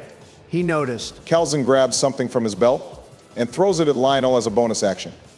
You recognize it as a dust bomb, which explodes into a dark cloud of energy. Roll either an Arcana or Constitution saving throw. I got an 11 on my Constitution save. Is that enough? Shadowy tendrils extend from the cloud, wrapping around all your limbs, restricting your movement, stunning you for a turn. Damn, that's annoying. Y'all are going to have to finish him off without me. He conjures his whip and goes to lash at Penelope, who shivers at the sight. Feeling nostalgic? Critical miss. Penelope's reflexes kick in as she vaults over the whip with finesse. She lands right in front of Calzin and rage fills every limb of her body. Instead of stabbing him, she jams her thumbs into his eye sockets, gouging his eyes out. Calzin screams in pain and falls down to the floor. She pushes her thumbs further, with anger flowing through her. He takes 9 piercing damage and 2 extra fire damage from Lionel's burn. I'll grab my weird purple potion and force feed it to him. I want this guy to die as violently as possible. Okay, roll for sleight of hand with advantage since he's been knocked prone by Penelope's brutal gouging attack. That's a 16. He's chugging this entire thing, whether he wants it or not. Basil takes the ominous lilac potion from his belt and uncorks it. He forcefully makes Calzin drink the entire potion, and suddenly something odd happens. Oh, please don't say I buffed him. He wheezes and coughs as his head begins to pulse. His eyes shrink, and his pale, skinny hands begin to vibrate uncontrollably. He begins to claw away at his skin, which is pulsing. What? Grimoire, what did you feed me? What did you do to me? Calzin finally feels true fear for the first time in his life. From his reactions, you realize now that you've made him drink an entire bottle of mind-breaking venom, enough to bring anyone to insanity. I look him right in his gouged eyes with a condescending expression. You are a worthless bitch-ass Shadowcaster. Your life literally is as valuable as a summer ant. I'm just gonna stomp you, you're gonna keep coming back, I'm gonna seal up all my cracks, you're gonna keep coming back. Why? Because you keep smelling the syrup, you worthless bitch-ass Shadowcaster, you're going to sip on my concoctions until you die. Your life is nothing. You serve zero purpose. You should kill yourself now. Calzin suddenly stands up and his hat falls off his head. He begins to claw away at his eyes, which are currently bleeding. His face begins to bubble as weird growths start to pop on his face. I see, Selter, the depths await me. Ah! Calzin's cranium explodes, sending pieces of his hair and skin all over the battleground. His body becomes a fountain of gore, spraying blood all over the place. You've avenged your fallen comrades, combat is over. You see Penelope walk up to Calzin's body and spit on it. The award for most cinematic kill goes to Basil. Jesus Christ, I need a rest. I'm fucking traumatized. I feel like David Martinez in that one episode in Cyberpunk Edge Runners. Saying we need a rest? I'm really sad that Joe and Bush are out of the campaign. I wouldn't say they're out yet. They've plenty more to do. Could you elaborate further? Nah. Okay, then screw it. We're just ending on a long rest inside one of the buildings. I got him warned. I didn't like Jackdaw all that much, but it will feel empty without his banter. The remainder of the gang, which live bunker up inside of an empty building in the settlement, with a few blankets. They drift asleep from the intense battle, surviving yet another day. You will level up from this session. Next episode, you'll get to tell us what new mantras and talents you picked. You will also unlock some class-specific things which will make you all stronger. As usual, thank you fellow viewers and players for watching this video. This signifies the end of the first arc. Goodbye, and enjoy your day or night.